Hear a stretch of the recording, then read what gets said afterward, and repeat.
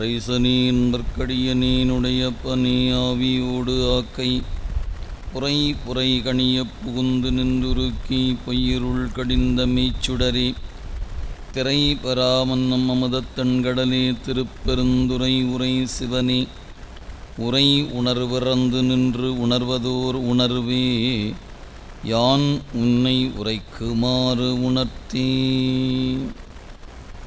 வேதநெறிதழை தொங்க மிகு சைவத்துறை விளங்க பூதப் பரம்பரை பொலிய புனிதவாய் மலர்ந்து அழுத சீத வள வயற்புகலி திருஞான சம்பந்தர் பாதமலத் தலை கொண்டு திருத்தொண்டு பரவுவாம்.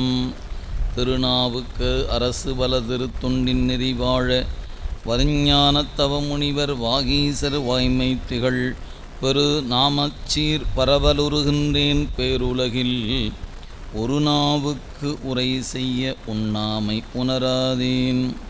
நேசம் நிறைந்த உள்ளத்தார் நீளம் நிறைந்த மணிகண்டத்தீசனடியார் பெருமையினை எல்லா உயிரும் தொலையெடுத்து தேசம் உய்ய திருத்தொண்டத் தொகை முன்பணித்த திருவாலன் வாசமலர் மென்கழல் வணங்க வந்த விறப்பை வணங்குவாம். எழுதரு மறைகள் தேராய் இறைவனை எள்ளி கங்குல் பொழுதரு காலத்தென்றும் பூசனை விடாது செய்து தொழுதுகை தலைமேல் ஏறு துளும்பு கண்ணீரின் மூழ்கி அழுது அடியடைந்த அன்பன் அடியவர்க்கு அடிமை செய்வாம். தூக்கு திருத்தொண்டத் தொகை விரிவாக்கினால் சொல்ல வல்ல பிரான் எங்கள் பாக்கிய பயனாம் பதி குன்றைவாள் செக்கிழாரடி சென்னி இருத்துவாம்.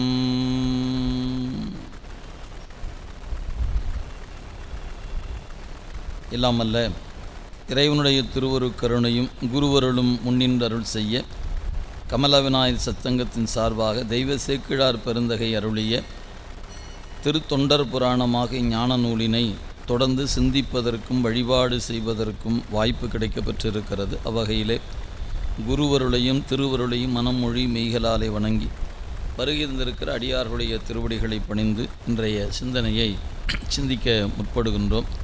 நண்பர்களே, நாம் கடந்த வகுப்பில் நம்முடைய காரைக்கால் அம்மையாருடைய அருள் வரலாற்றில் 37வது பாடல் வரை நாம் சிந்தித்திருக்கிறோம். அதனுடைய தொடர்ச்சியை இனி நாம் சிந்திக்க இருக்கின்றோம். நம்முடைய அம்மையார் அவர்கள் காரைக்கால் 37 ஆரம்பிக்கும். நம்முடைய காரைக்கால் அம்மையார் அவர்கள் புனிதவதியார் என்கிற திருநாமத்தோடு காரைக்காலில் இருக்க அவருக்கு திருமணம் நடந்த நிலையில் அடியவருடைய வருகையில் தன் கணவன் கொடுத்த மாங்கனியில் ஒரு கனியை அடியவருக்கு வைத்த நிலையில் உணவுக்கு வருகின்ற கணவன் ஒரு கனியை சாப்பிட்ட பிறகு மற்றொரு கனி இருக்கிறது, அதையும் கொணர்க என்று சொல்ல அடியவருக்கு கொடுத்து விட்டேன் என்று சொல்லாது அஞ்சி ஒருவாறு அகன்று இறைவனை வேண்டிய நிலையில் அவங்க கையில் ஒரு அதி மதுர கனி ஒன்று கிடைத்தது. அதை கொண்டு வந்து அறிந்து வைத்த நிலையில் அதை உண்ணுகின்ற பரமதத்தன் இந்த கனி உலகினும் கிடைத்தற்கரிய கனி, இது நான் முன்பு கொடுத்த கனி அல்ல, இந்த கனி உனக்கு எப்படி கிடைத்தது என்று கடுமையாக தன்னுடைய மனைவியாராகிய புனிதவதியாரை கேட்கிறான். அருள் என்பது பிறருக்கு சொல்லக்கூடிய தரம் அன்று.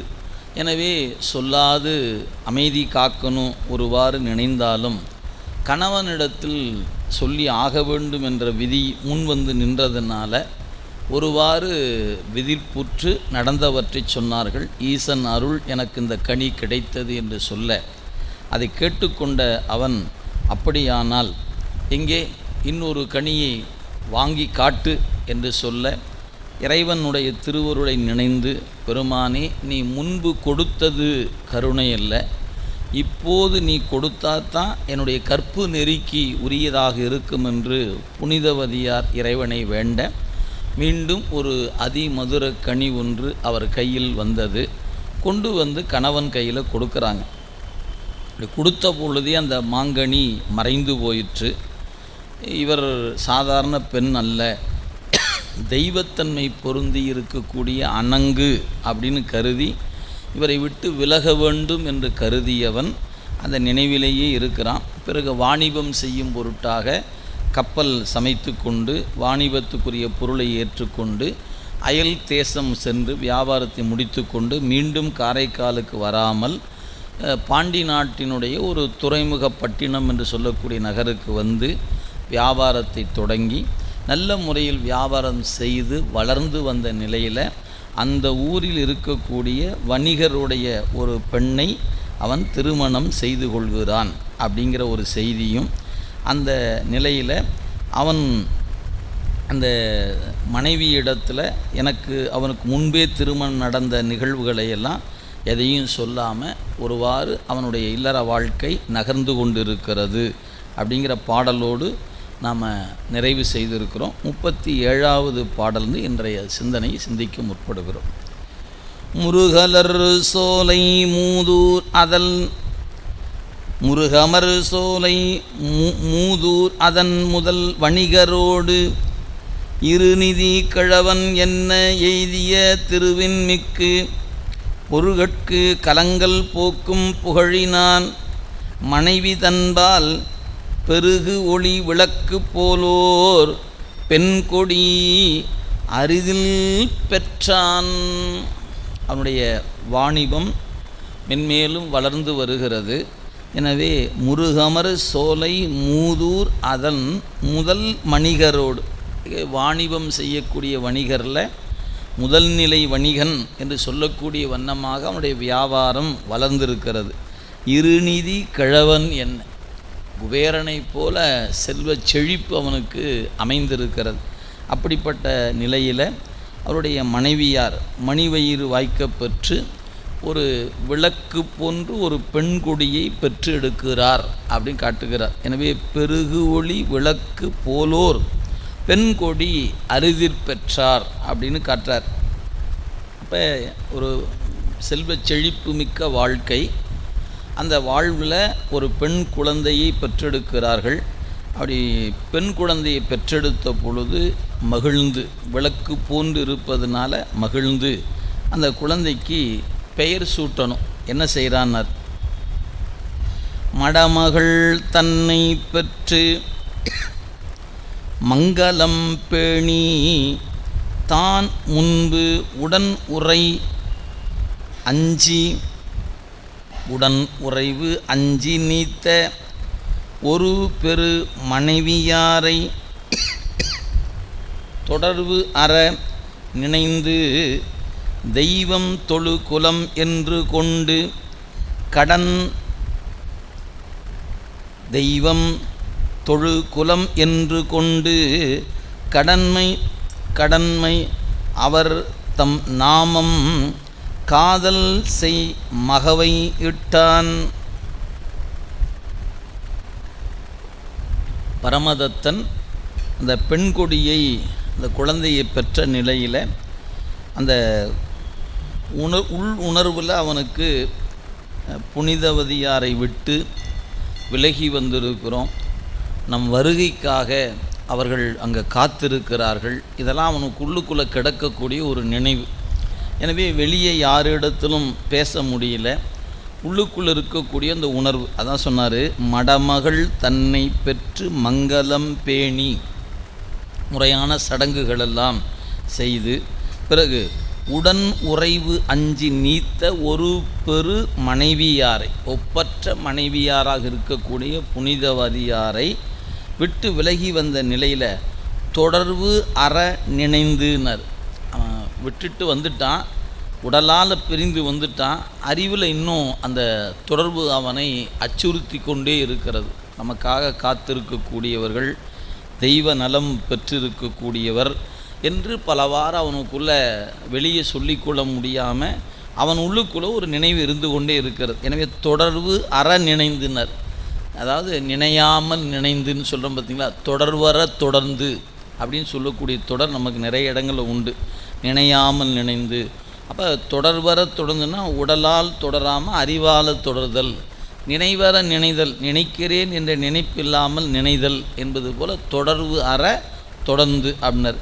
எனவே தொடர்பு அற நினைந்து தெய்வம் தொழுகுலம் என்று கொண்டு, அவங்க தெய்வத்தன்மை பொருந்தியவர் என்பதில் அவனுக்கு வேறு மாற்று கருத்து இல்லை.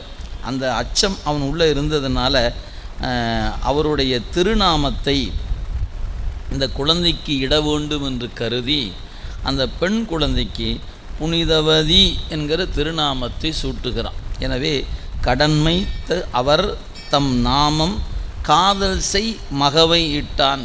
அந்த பெண் குழந்தைக்கு புனிதவதியார் என்கிற திருநாமத்தை சூட்டுகிறான்.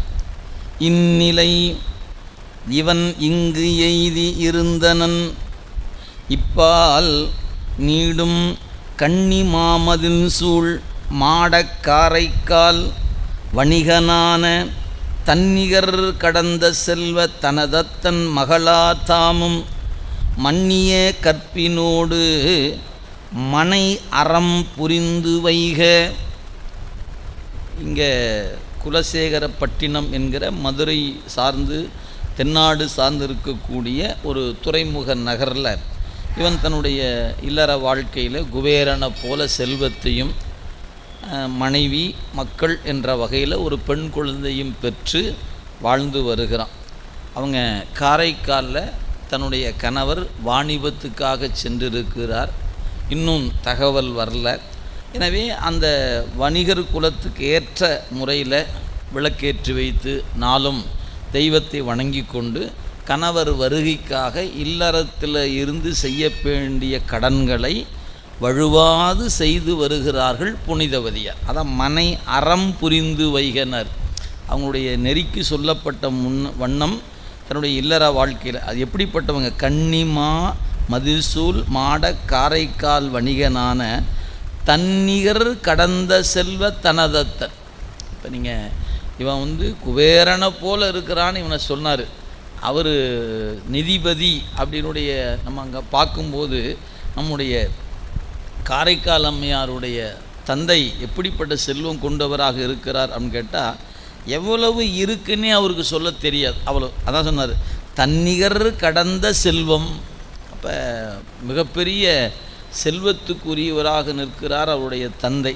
அப்படிப்பட்ட அந்த தந்தை அவருடைய திருமகளாக இருக்கக்கூடிய புனிதவதியார் அந்த இல்லற வாழ்க்கையில் முழுமையாக அந்த கணவனுடைய வருகையை நோக்கி தவம் செய்து கொண்டிருக்கிறார்கள். அப்படி தான் நம்ம கருதணும்.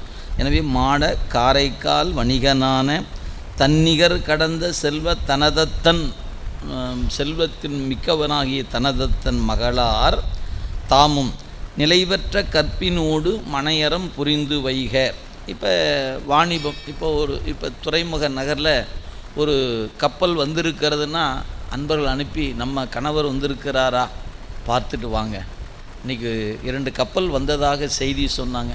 அப்படி ஒவ்வொரு நாளும், ஏன்னா இவன் இங்கே வாணிபம் செய்து அதை நல்ல பெயர் பெற்று அப்புறம் திருமண வாழ்க்கைக்குள்ளே ஒரு குழந்தையை பெற்றெடுக்கணும்னா எவ்வளோ ஆண்டுகள் கடந்திருக்கும் அப்படின்னு நீங்கள் ஒரு தோராயமான மதிப்பை நம்ம மனதில் வைத்துக்கொள்ளலாம்.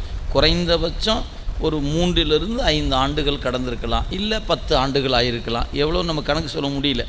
ஆக திருமணம் ஆன நிலையில் இளமையோடு காத்து நிற்கக்கூடிய புனிதவதியார் ஒருபுறம் நிற்க, இவனும் அஞ்சி அகன்று வேறொரு நகரில் வியாபாரம் செய்து வளர்ந்து ஒரு திருமணம் புரிந்து பெண் குழந்தையை பெற்று இப்போ பெயரிட்டு வைத்திருக்கிறான். இப்போ அந்த குழந்தை நடக்கக்கூடிய பருவம் அப்படின்னா குறைந்தபட்சம் 3 வயது. பிறந்து 3 வயது ஆச்சு, திருமணத்தில் சேர்த்தா 1 ஆண்டாச்சு, 4 ஆண்டாச்சு.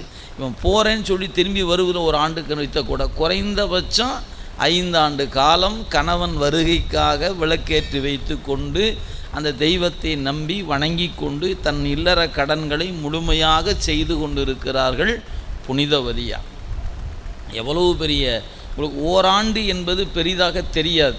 ஆனால் அதற்கப்புறம் அடுத்தடுத்து நடக்க ஒவ்வொரு நாளும் எப்படி இருக்கும், ஏதாவது செய்திகள் வந்திருக்கின்றனவா, கணவர் வந்திருக்கிறாரா அப்படின்னு அறிந்து பார்த்து ஏமாந்து சோர்ந்து போயிருப்பாங்க இல்லையா. இன்னும் ஒரு தகவலையும் காணலையே, என்ன ஆயிற்றோ தெரியலையே அப்படின்னு அவங்க கலங்கி போய் நிற்கக்கூடிய நிலை. இருந்தாலும் தெய்வ வழிபாட்டில் இருப்பதுனால அவங்களுக்கு ஒரு தைரியம், சாமி இருக்கிறாரு, நிச்சயம் நமக்கு எதுவும் நடக்காது, அவர் அவங்க ஒரு நம்பிக்கையில் அவங்க காத்து நிற்கிறாங்க. இந்த நிலையில் தான் என்ன நடக்குதுன்னு சொல்கிறார். இவ்வாறு அவங்க மனை அறம் புரிந்து வைகின்ற அந்த நாட்களில் ஒரு நிகழ்வு நடைபெறுகிறது. வினைவளம் பெருக்க வங்கம் மீது போம் பரமதத்தன் வளரு புகழ் சரிதான். வினை வளம் பெருக்க வங்க மீது போம் பரமதத்தன் வளரு புகழ் பாண்டி நாட்டு ஓர் மாநகர் தன்னில் மன்னி அளவில் மாநிதியம் ஆக்கி அமர்ந்து இனிது இருந்தான் என்று கிளரொளி மணி கொம்பன்னார் கிளைஞர் தாம் கேட்டார் அன்றே.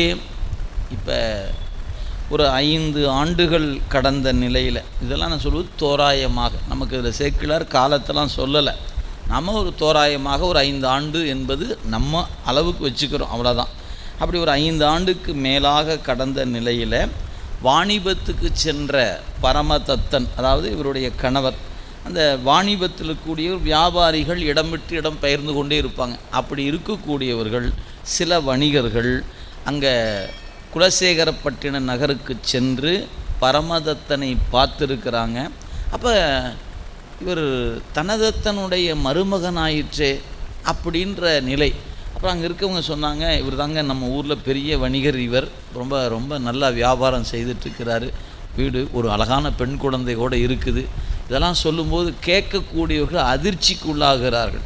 இப்போ என்ன செய்வது? நேராக போய் அவன்கிட்ட போய் எதையும் கேட்கல. அவங்க தகவலை கேட்டுக்கொண்டவர்கள் நேராக வந்து காரைக்காலில் வந்து உரியவங்கிட்ட மெல்ல இந்த செய்தியை, புனிதவதியார் காத்திருக்கிறார்கள், தனதத்தர் காத்திருக்கிறார்கள், ஒரு செய்தி நாங்கள் அறிந்தோம், நீங்கள் எதுக்கும் விசாரித்து கொள்வது நலம்.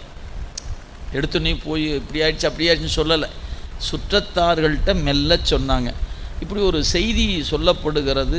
வணிகர் குலத்தை சார்ந்த நம்முடைய பரமதத்தன் பாண்டி நாட்டில் இருப்பதாக செய்தி, ஒரு திருமணம் செய்து கொண்டதாக செய்தி அப்படிங்கிறத மெல்ல வருகிறது. எப்படி இருந்திருக்குன்னு நீங்கள் நினைத்து பாருங்கள். அதான் சொல்கிறார்,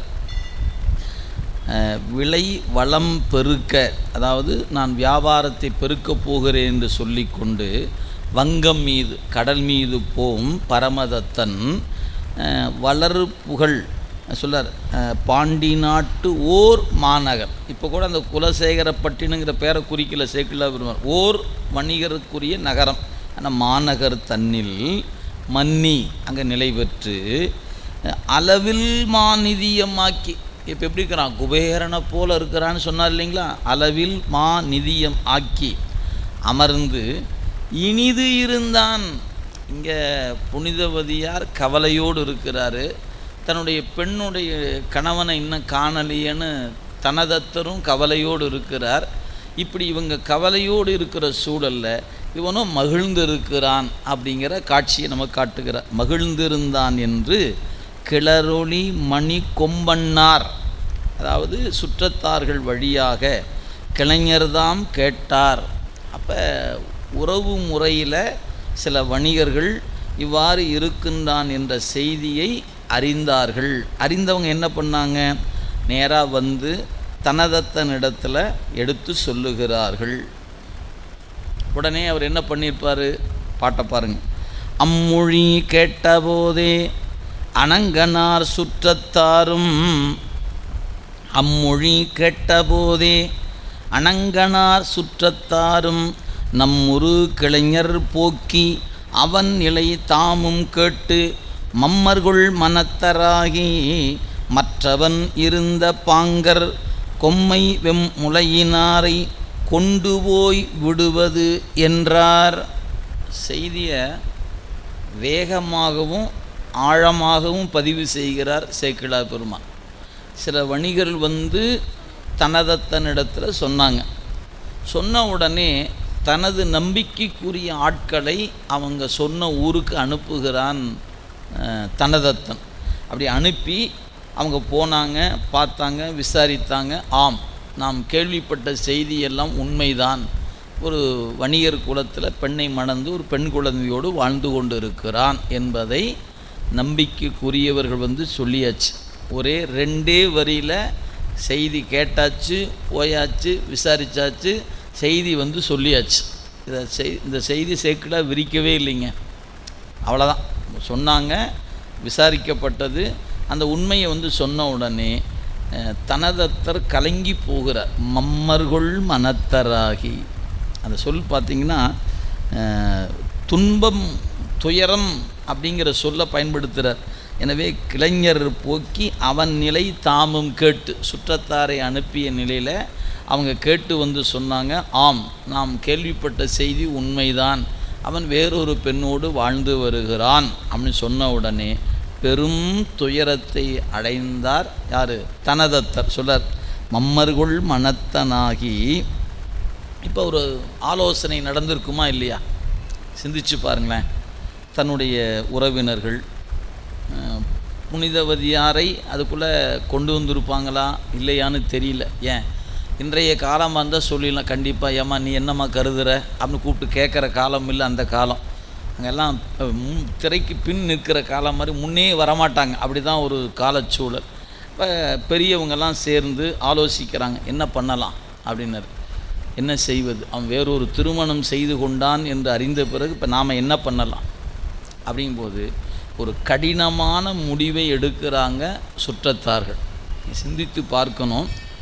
ஒரு திருமண வாழ்க்கையில் திருமணம் செய்து கொடுத்தால் உங்கள் நாகைப்பட்டினத்துக்கு அனுப்பி தருகிறோம் என்று சொல்லாமல் எங்கள் ஊரில் தான் இருக்கணும், என் பொன் என் கண் முன்னாடி வாழணும் அப்படின்னு நினைந்து ஒரு திருமணத்தை செய்து கொடுத்த தந்தையின் நெஞ்சுக்குள்ள இவன் வேறொரு திருமணத்தை புரிந்து வாழ்ந்து வருகிறான் என்று அறிகிற பொழுது அவருடைய துயரத்தை வார்த்தைகளில் காட்ட முடியுமானா காட்ட இயலாது. 5 ஆண்டுகளாக வருவான் வருவான் என்று காத்திருக்கிற புனிதவதியாருடைய துயரமாவது நமக்கு அறியப்படுமா? இல்லை. சும்மா நம்மளா ஒரு கருத்து வச்சுக்கலாம். இப்போல்லாம் கலந்து பேசுகிறாங்க. அவங்க யாராவது சொல்லியிருக்கலாம், சரி அவன் தான் போயிட்டான்ல விட்டுடுவோம், நம்ம வேலையை நம்ம பார்ப்போம், அவன் ஒரு குழந்தையோடு வாழ்ந்துட்டு வராங்கிறாங்க, நீ இந்த பந்தத்தை முறித்து விடலாம் அப்படின்னு பேசலாம்.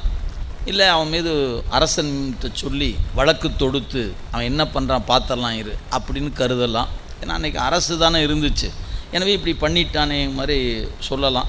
இப்படி பல்வேறு கருத்துகள் அவங்ககிட்ட ஆலோசனையில் கலந்து பேசியிருப்பாங்க. இறுதியாக ஒரு முடிவு எடுக்கும்போது என்ன பண்ணுறாங்க, நமது பெண்ணை கொண்டு போய் அவனிடத்தில் விட்டு விடலாம்னு ஒரு முடிவு எடுக்கிறாங்க. நினச்சி பாருங்களேன், எவ்வளோ கடினமான அவன் ஒரு வாழ்க்கை வாழ்ந்து வருகிறான். அந்த இடத்துல நம்ம பெண்ணை கொண்டு எப்படி விடுவது? இது எவ்வளோ பெரிய ஏன்னா நீங்கள் ஒன்றை மறந்துடக்கூடாதுங்க. இந்த வரலாறு நடைபெறுகிற காலம் ஏறத்தாழ 2ஆம் நூற்றாண்டு. நீங்கள் அதை மனதில் வைத்து கொள்ளணும். ஏன்னா இந்த காலச்சூழலுக்கு ஏற்பத்தான் சில முடிவுகள் மாறிக்கொண்டு வருகின்றன அப்படிங்கிற நம்ம பார்க்குறோம். உங்களுக்கு உதாரணம் சொல்லணும்னா சிலப்பதிகாரத்தை படிச்சிங்கன்னா தெரியும்.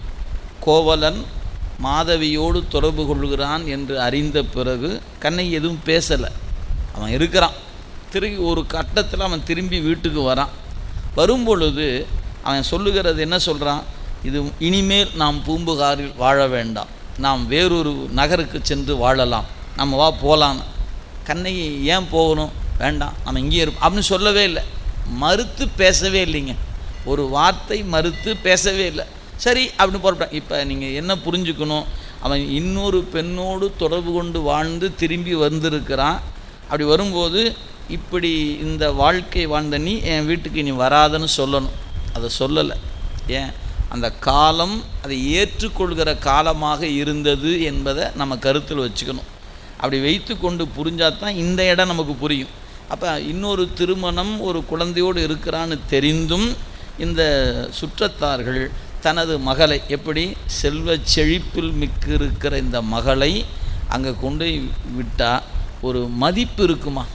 எந்த சூழலில் போய் இந்த பெண் அங்கே போய் வாழ்வது? ஏன்னா வேலைக்காரியாவாக இருக்க முடியும், சமைச்சு போட்டுட்டா இருக்க முடியும். இது எப்படிப்பட்ட ஒரு வாழ்க்கை? அங்கே போனால் என்ன ஆக போகிறது? எதையும் அவங்க சிந்திக்கலை.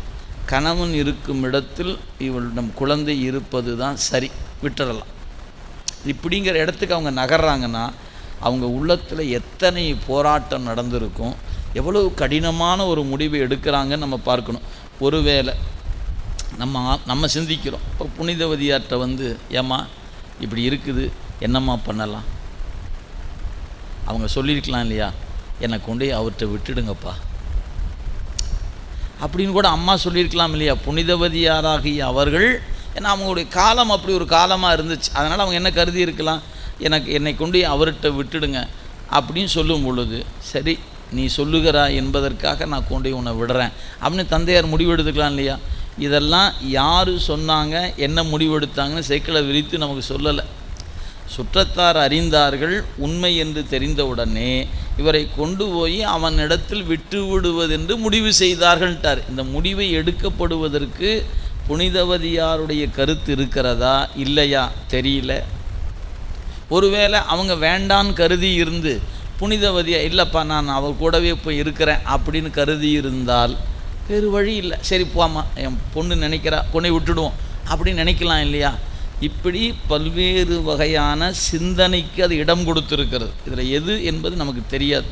ஆனால் முடிவு என்னென்னா, காரைக்காலிலிருந்து இவரை அழைத்து கொண்டு போய் குலசேகரப்பட்டினத்தில் அவனிடத்தில் விட்டு விடுவதென்று முடிவு செய்யப்பட்டது. இறுதியான முடிவு என்னென்னா, நம்ம பெண்ணை அழைத்து போய் அங்கே விட்டுடலான். அப்போ எவ்வளவு கனத்த இதயத்தோடு தனதத்தர் தன் மகள் வாழ்கிற வாழ்க்கையை கண்ணில் வச்சு பார்க்கணுன்னு நினச்ச தந்தை எவ்வளவு கடினமான சூழலில் இந்த முடிவுக்கு வருகிறார் என்பதை நம்ம நினைத்து கூட பார்க்க முடியாது. இந்த நெஞ்சு அவ்வளோ பெரிய வலிகளை அவர் சுமந்து நிற்கிறார். எனவே மம்மர்கள் மனத்தராகி மற்ற அவன் இருந்த பாங்கு கொம்பை வெம்முனையினாரை கொண்டு போய் விடுவது என்றார். நம்முடைய புனிதவதியாரை அவன் இருக்கும் இடத்தில் கொண்டு விட்டு விடலாம் என்று சொன்னாங்க. சொன்ன உடனே அதுக்கு என்னாச்சு, உடனே அதுக்கான ஆயத்த பணிகள் நடைபெற்றன. எப்படி நடந்ததுன்னு பாருங்கள். மாமணி சிவிகை தன்னில் மட நடை மயில் அன்னாரை தாமரை தவிசில் வைத்த தனித்திரு என்ன ஏற்றி காமரு கழனி வீழ்ந்து காதல் செய் சுற்றத்தாரும் தேமொழி அவரும் சூழ சேனிடை கழிந்து சென்றார். இப்போ அவரை என்ன பண்ணாங்களாம், ஆட்களை வைத்து கொண்டு சிவிகையில் ஏற்றி கொண்டாங்க. அவங்க அமர்ந்து நடந்து கூட்டிகிட்டு போகல.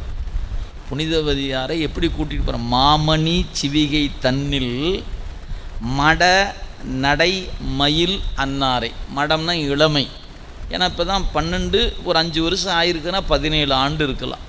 இப்போ அவன் போய் 5 வருஷம்னு வச்சுக்கிட்டா திருமணம் 12வது வயதில். அப்போ 15லிருந்து 20 வயதுக்குள் இருக்கக்கூடிய பருவம் என்பதனால இளமை உடையவர் புனிதவதியார். மட நடை மயில் அன்னாரை என்ன பண்ணாங்க, சிவிகையில் ஏற்றி கொண்டாங்களாம். அவங்க அந்த சிவிகையில் அமர்ந்தது எப்படி இருக்குதுன்னா, தாமரை பூவில் அமர்ந்திருக்கிற லக்குமியை போல இருக்கிறாங்களாம். தாமரை தவிசில் வைகும் தனி திரு என்ன ஏற்றி. எனவே திருமகளை போன்றிருக்கக்கூடிய புனிதவதியாரை பல்லக்கில் ஏற்றி வைத்து கொண்டு அழகான அந்த கடல் சார்ந்த பகுதி இல்லைங்களா, அவங்க இருக்கக்கூடிய பகுதி காரைக்கால் கடல் சார்ந்த பகுதி. கழனினர் காமரு கழனி வீழ்த்து காதல் செய் சுற்றத்தாரும்.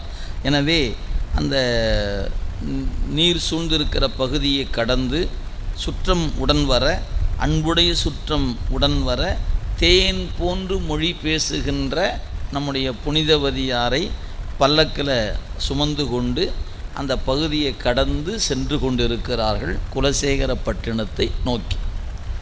சில பகல் கடந்து சென்று செந்தமிழ் திரு நாடு எய்தி பலர் புகழ் பரமதத்தன் மாநகர் மருங்கு வந்து குலமுதல் மனைவியாரை கொண்டு வந்து அணைந்த தன்மை தொலைவில் சீர் கணவனார்க்கு சொல்லி முன் செல்ல விட்டார். இங்கே எவ்வளோ பெரிய கடினமான சூழல், எவ்வளவு கோபப்பட வேண்டிய இடம். ஆனால் அந்த கோபத்திலாம் ஒதுக்கி வைத்து விட்டு ரொம்ப பணிவாக பண்போடு நடந்து கொள்கிறார்கள் புனிதவதியாருடைய சுற்றத்தார்கள். என்ன சொல்கிறார் பாருங்க, சில பகல் கடந்து சென்று. அவங்க காரைக்காலுக்கும் குலசேகரப்பட்டினத்துக்குமான இடையில் இருக்கக்கூடிய நாட்கள், இதை சுமந்து போகணும், நடந்து போகணும். அப்படி நடந்து சுமந்து எடுத்துக்கொண்டு அவங்கள அழைத்து கொண்டு போகிறாங்க. அப்படி சில பகல் கடந்தாச்சுனர். சில பகல் கடந்து சென்று பாண்டி நாடு வந்தாச்சு. பாண்டி நாட்டுக்குள்ளே வந்த பிறகு அங்கேருந்து பார்த்திங்கன்னா அடுத்து அவங்க ஊருக்கு போகணும். ஏறத்தால் நீங்கள் நினைத்து பாருங்கள், இன்றைக்கி மேப் எடுத்து வச்சு பார்த்தீங்கன்னா காரைக்கால், அப்படியே கீழே இறங்குனீங்கன்னா நாகப்பட்டினம், அப்படியே கீழே இறங்கி வந்தீங்கன்னா அப்படியே கீழே வரும்போது இன்றைக்கி கிழக்கு கடற்கரை சாலை அப்படின்னு நமக்கு ஈசிஆர் சாலை போட்டு வச்சுருக்காங்க. அந்த ரோட்டு வர வழியிலேயே வந்தீங்கன்னா மணமேற்குடி, அப்படியே கீழே இறங்கினோம்னா ராமநாதபுரம், ராமநாதபுரத்தை தாண்டி அப்படியே கீழே இறங்கினா திருச்செந்தூர் வரணும். திருச்செந்தூர் தாண்டி காரைக்கால் அம்மையார் சொல்லுகிற அந்த குலசேகரப்பட்டினத்துக்கு வரணும். இன்றைக்கி அப்படியே அந்த கிழக்கரை சாலை வழியாக அப்படியே பல்லக்கில் சுமந்து கொண்டு வரணும். எத்தனை கிலோமீட்டர் வரும்னு போட்டு பாருங்கள். ஒரு நாளைக்கு ஒரு 30 கிலோமீட்டர் அவங்க நடக்கலாம், 40 கிலோமீட்டர் நடக்கிறாங்க அப்படின்னு ஒரு திட்டம் வைத்து கொண்டால் இத்தனை நாட்கள் அவங்க கடந்து போயிருக்கக்கூடும் அப்படின்னு நம்ம ஒரு திட்டம் மதித்து கொள்ளலாம். அப்படிப்பட்ட நாட்கள் கடந்து வந்து இப்போ நேராக அவன் இருக்கிற வாணிபம் செய்கிற கடைக்கோ அவன் வீட்டுக்கோ போகலை. பார்க்க வந்தது அவனைத்தான். இப்போ நேராக போய் வீட்டுக்கு முன்னாடி நின்று கூப்பிடியா அந்த ஆளை முதல்ல அப்படிலாம் சொல்லலை. அது கூட என்ன ஒரு பண்பு பாருங்கள். சில பகல் கடந்து சென்று செந்தமிழ் திரு நாடு எய்தி பலர்புகழ் பரமதத்தன் மாநகர், அவன் வாழ்ந்து வருகின்ற குலசேகரப்பட்டினம் மாநகர் மருங்கு வந்து அந்த ஊருக்கு பக்கமாக வந்த பிறகு இப்போ அதான் நான் சொன்னேன், ஒரு மண்டபம், ஒரு கல் மண்டபம். அந்த மண்டபத்தில் போய் இவங்க தங்கிக்கிட்டு தன்னுடைய உறவினர் சிலரை அழைத்து நீர் போய் நாங்கள்லாம் வந்திருக்கோன்னு அவருக்கு சொல், அவருக்கு சொல், அவனுக்கு சொல்லலாம் இல்லை. இப்போவும் அந்த மதிப்பை கொடுத்து தான் அவன் நிற்கிறாங்க. எனவே பரமதத்தன் மாநகர் மருகு வந்து குலமுதல் மனைவியாரை கொண்டு வந்து அணைந்த தன்மை தொலைவில் சீர் கணவனார்க்கு, யார் புனிதவதியாருடைய கணவனார்க்கு சொல்லி முன் செல்ல விட்டார். ஆட்களை அனுப்பிச்சுட்டாங்க. போய் இதுபோல் காரைக்காலிலிருந்து புனிதவதியார் சுற்றத்தார்கள் தனதத்தர் எல்லோரும் வந்திருக்கிறாங்க, உங்களை பார்க்கணுமா அப்படின்னு ஆட்களை அனுப்பி விட்றாங்க.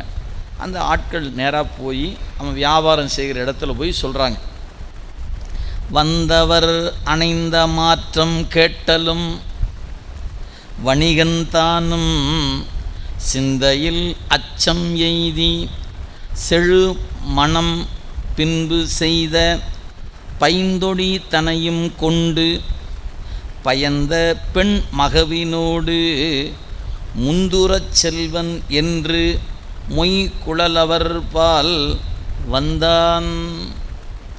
இவன் வாணிபம் செய்கிற இடத்துக்கு வந்தவங்க போய் சொன்னாங்க.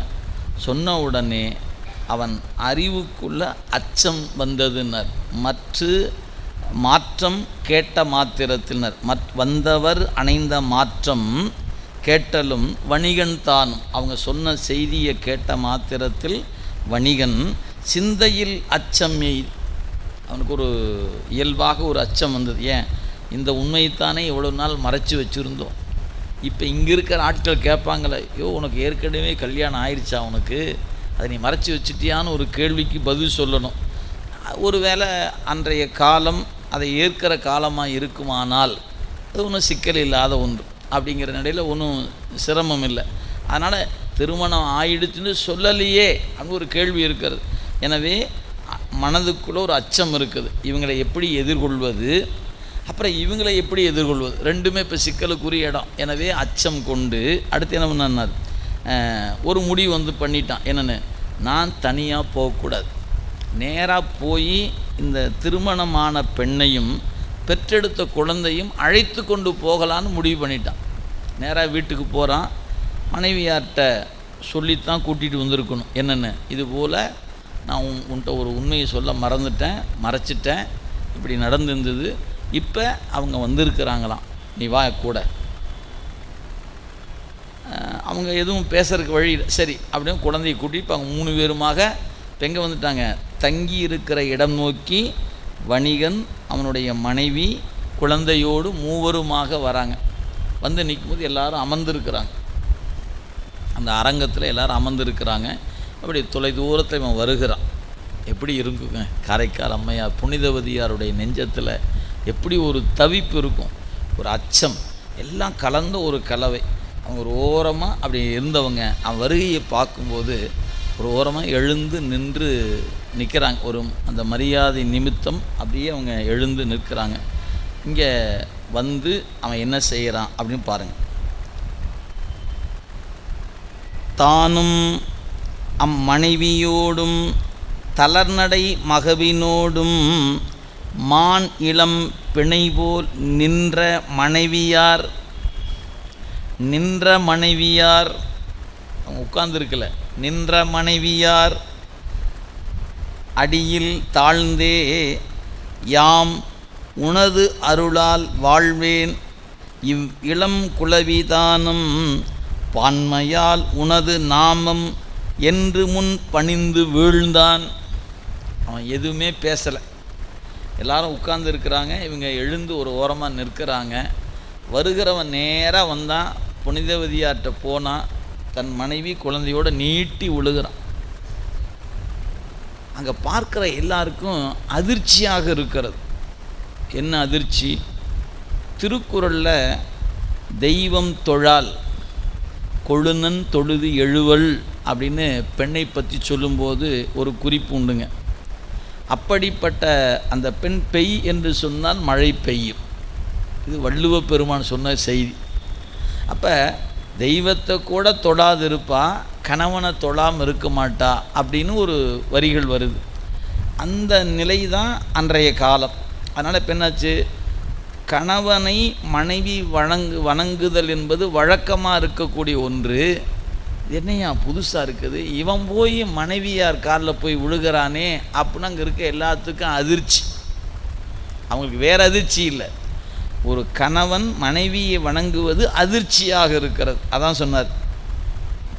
நான் வந்த வணிகன் என்ன பண்ணுறான்னார், தானும் அம்மனைவியோடு தளர்நடை மகவினோடு எப்படி இருக்கிறாங்க, மான் இளம் பிணை போல், இளமையுடைய மான் போல் இருக்கக்கூடிய புனிதவதியார் காலில் போய் விழுகிறான். தாழ்ந்தே ஒரு வாசகம் சொல்கிறான், நான் உனது அருளால் வாழ்ந்து வருகிறேன்,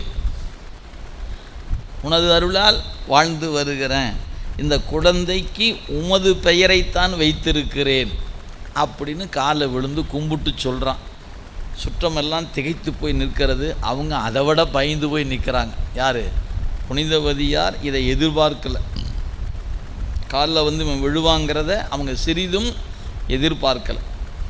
எனவே பான்மையால் உமது நாமம் என்று முன் பணிந்து வீழ்ந்தான். அப்படி வீழ்ந்த மாத்திரத்தில் அம்மையார் என்ன பண்ணுறாங்கன்னா, கணவர்தாம் வணங்க கண்ட காமரும் பூங்கொடியனாரும் அனைவரும் சுற்றத்தார்வால் அச்சமோடு ஒதுங்கி நிற்ப உணர்வுறு கலைஞர் வெள்கி உன் திரு மனைவி தன்னாய் மணமணி தாரினாய் நீ வணங்குவது என்கொல் என்றார்.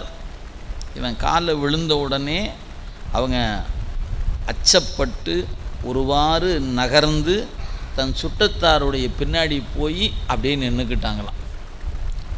கணவனார் வணங்க கண்ட காமர் பூங்கொடியினாரும், எனவே அழகிய கொடி போன்றிருக்கக்கூடிய நமது புனிதவதியார் அனைவரும் சுற்றத்தார்வால் அச்சமோடு ஒதுங்கி நிற்ப. அவங்க சற்றும் இதை எதிர்பார்க்கலை. இப்படி ஒரு செயலை கண்டு உள்ளத்தில் கொண்ட அச்சத்தின் காரணமாக சுற்றத்தார் பின்னாடி போய் அப்படி நிற்கிறாங்க.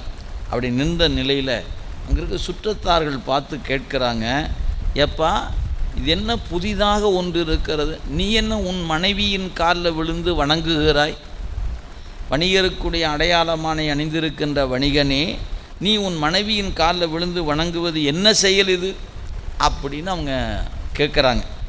அப்படி கேட்ட மாத்திரத்தில் அவன் இப்போ தான் பதில் சொல்ல போகிறான். எப்போ? ஒரு 5 ஆண்டுக்கு முன்னே ஒன்று நடந்து பாருங்கள், அதை இப்போ சொல்ல போகிறான். மற்றவர் தம்மை நோக்கி மானுடம் இவர்தாம் அல்லர் நட்பெரும் தெய்வமாதல் நான் அறிந்து அகன்ற பின்பு பெற்றையும் மகவு தன்னை பேரிட்டேன் ஆதலாலே பொற்பதம் பணிந்தேன் நீரும் போற்றுதல் செய்மின் என்றான். அவன் சொன்னான், நீங்கள் நினைக்கிற மாதிரி அவங்க சாதாரண பெண் அல்ல, தெய்வத்தன்மை பொருந்தி இருக்கக்கூடிய பெண் என்பதை நான் அறிந்தேன். எப்போ அவங்க தெய்வத்தன்மை பொருந்தியவர் என்று அறிந்தேனோ அப்போவே அவரோடு என்னால் சேர்ந்து இருக்க இயல்ல. எனவே நான் வாணிபம் பொருட்டு புறப்பட்டு இதோ இந்த ஊருக்கு வந்து திருமணம் செய்து இந்த பெண் குழந்தையை பெற்றெடுத்திருக்கிறேன். இப்போ நான் வணங்கின பத்தாது, நீங்களும் சேர்ந்து கும்பிடுங்கன்னா. இப்போ எல்லாரும் திகைத்து போயிட்டாங்க. அப்போ அவன் என்ன சொல்லி இருக்கணும்? இவங்க தெய்வத்தன்மையை நான் அறிந்தேன் என்று சொல்லும்போது சொல்லியிருக்குமா இல்லையா? இந்த மாதிரி 2 மாம்பழம் கொடுத்து அனுப்பிச்சேன், இந்த மாதிரி நடந்துச்சு, அவங்க போய் 1 கொடுத்தாங்கன்னு அந்த வரலாற்றை பூரா சொல்லித்தானே சொல்லியிருக்கணும். இதை சொல்லி முடிக்கும் பொழுது அவங்க அப்படியே திகைத்து போய் நிற்கிறாங்க. எனவே இவர் சாதாரண பெண் அல்ல, தெய்வத்தன்மையை பொருந்தி இருக்கக்கூடிய பெண். சொல்லுங்கள், இந்த பெண்ணிட்ட நான் எப்படி வாழ முடியும்? நான் கும்புற தெய்வத்திட்ட போய் நான் இல்லற வாழ்க்கை வாழுன்னு சொன்னால் எப்படி வாழ்வது? அப்படிங்கிற நிலையில் அவனுடைய பதில் சொல்லும் பொழுது என்ன செய்வதுன்னு தெரியல. இந்த நேரம் புனிதவதியாருடைய உணர்வு எப்படி இருக்கும்? ஏன்னா அவங்க என்ன நோக்கில் வந்திருக்கிறாங்க? அவனோடு வாழணும்னு தானே வந்திருக்கிறாங்க. சும்மா நமக்கு சொல்கிற பாஷையில் சொல்லணும்னு வச்சுங்களேன், நடைமுறை பாசையில் சொன்னால் ஒரு 10 பாத்திரம் தேய்ச்சிட்டாதான் அவங்க கூட இருந்தலான்னு நினச்சி தானே வந்திருப்பாங்க வீட்டுக்கு. அவ்வளோ பெரிய வாணிகத்தினுடைய செல்வ செழிப்பில் இருக்கக்கூடிய புனிதவதியார் அந்த வீட்டை விட்டுட்டு காரைக்காலிலிருந்து இங்கே குலசேகரப்பட்டினத்துக்கு வந்து அவன் ஒரு வாழ்க்கை வாழ்ந்து வருகிற வீட்டில் தான் வந்து கூட இருக்கிறேன்னு வருகிறான்னா தனக்கு மதிப்பு இருக்குமா? தெரியாது. என்ன நிலை இருக்கு தெரியல. எதுவாக இருந்தாலும் பரவாயில்ல, அப்பா நான் வாழலைன்னு நினச்சி மனம் கஷ்டப்படக்கூடாது. எனவே அங்கே இருப்பதை விட இவன் கூட வந்து இருந்துருவோம். பொண்ணு நம்ம அவன் கணவனோடு இருக்கிறான்னு நினைக்கிட்டோம். நீங்கள் எவ்வளோ பெரிய உணர்வு தெரியுங்களா? இதெல்லாம் இன்றைய காலச்சூழல் நம்ம நினைத்தே பார்க்க முடியாது. அவ்வளோ பெரிய ஒரு சூழலுங்க. எனவே இப்போ அவங்க அந்த உணர்வில் இங்கே வந்தாச்சு. இந்த நினைப்பில் இருந்த அவங்களுக்கு இவன் காலில் விழுந்து கும்பிட்டு சொல்லுகிறான், இது பெண் இல்லையா, இது தெய்வம் அப்படின்னு சொன்ன உடனே இப்போ எல்லாரும் திரும்பி அவங்கள பார்க்குறாங்க, அவங்க என்ன சொல்ல போகிறாங்க அப்படிங்கிற நிலை. நான் கும்பிட்டா பத்தாது, நீங்களும் கும்பிடுங்கன்னா. என்றலும் சுற்றத்தாரும் இது கொல் இது என்கொல் என்று நின்றார். மன்றலம் குழலினாரும் வணிகன்வாய் மாற்றம் கேளா. கொன்றைவா சடையினாதம் குறைகளல் போற்றி சிந்தை ஒன்றிய நோக்கில் மிக்க உணர்வு கொண்டு உரை செய்கின்றார். அவன் சொல்ல சொல்ல சொல்ல சொல்ல பெருமானே என்ன அவங்க அப்படியே அந்த நிமிடம் இறைவனை வேண்டி உணர்வின் உச்சத்தில் நிற்கிறாங்களாம் புனிதவதியார். என்றவன் உரைத்த அந்த வார்த்தையை கேட்டவுடனே இது என்கொல் என்று நின்றார் சுற்றத்தார்கள். மண்டலம் குழலினாரும் நறுமணம் மிக்க கூந்தலை உடைய புனிதவதியார் வணிகன் சொன்ன வார்த்தையை கேட்ட மாத்திரத்தில் கொன்றைவா சடையார்.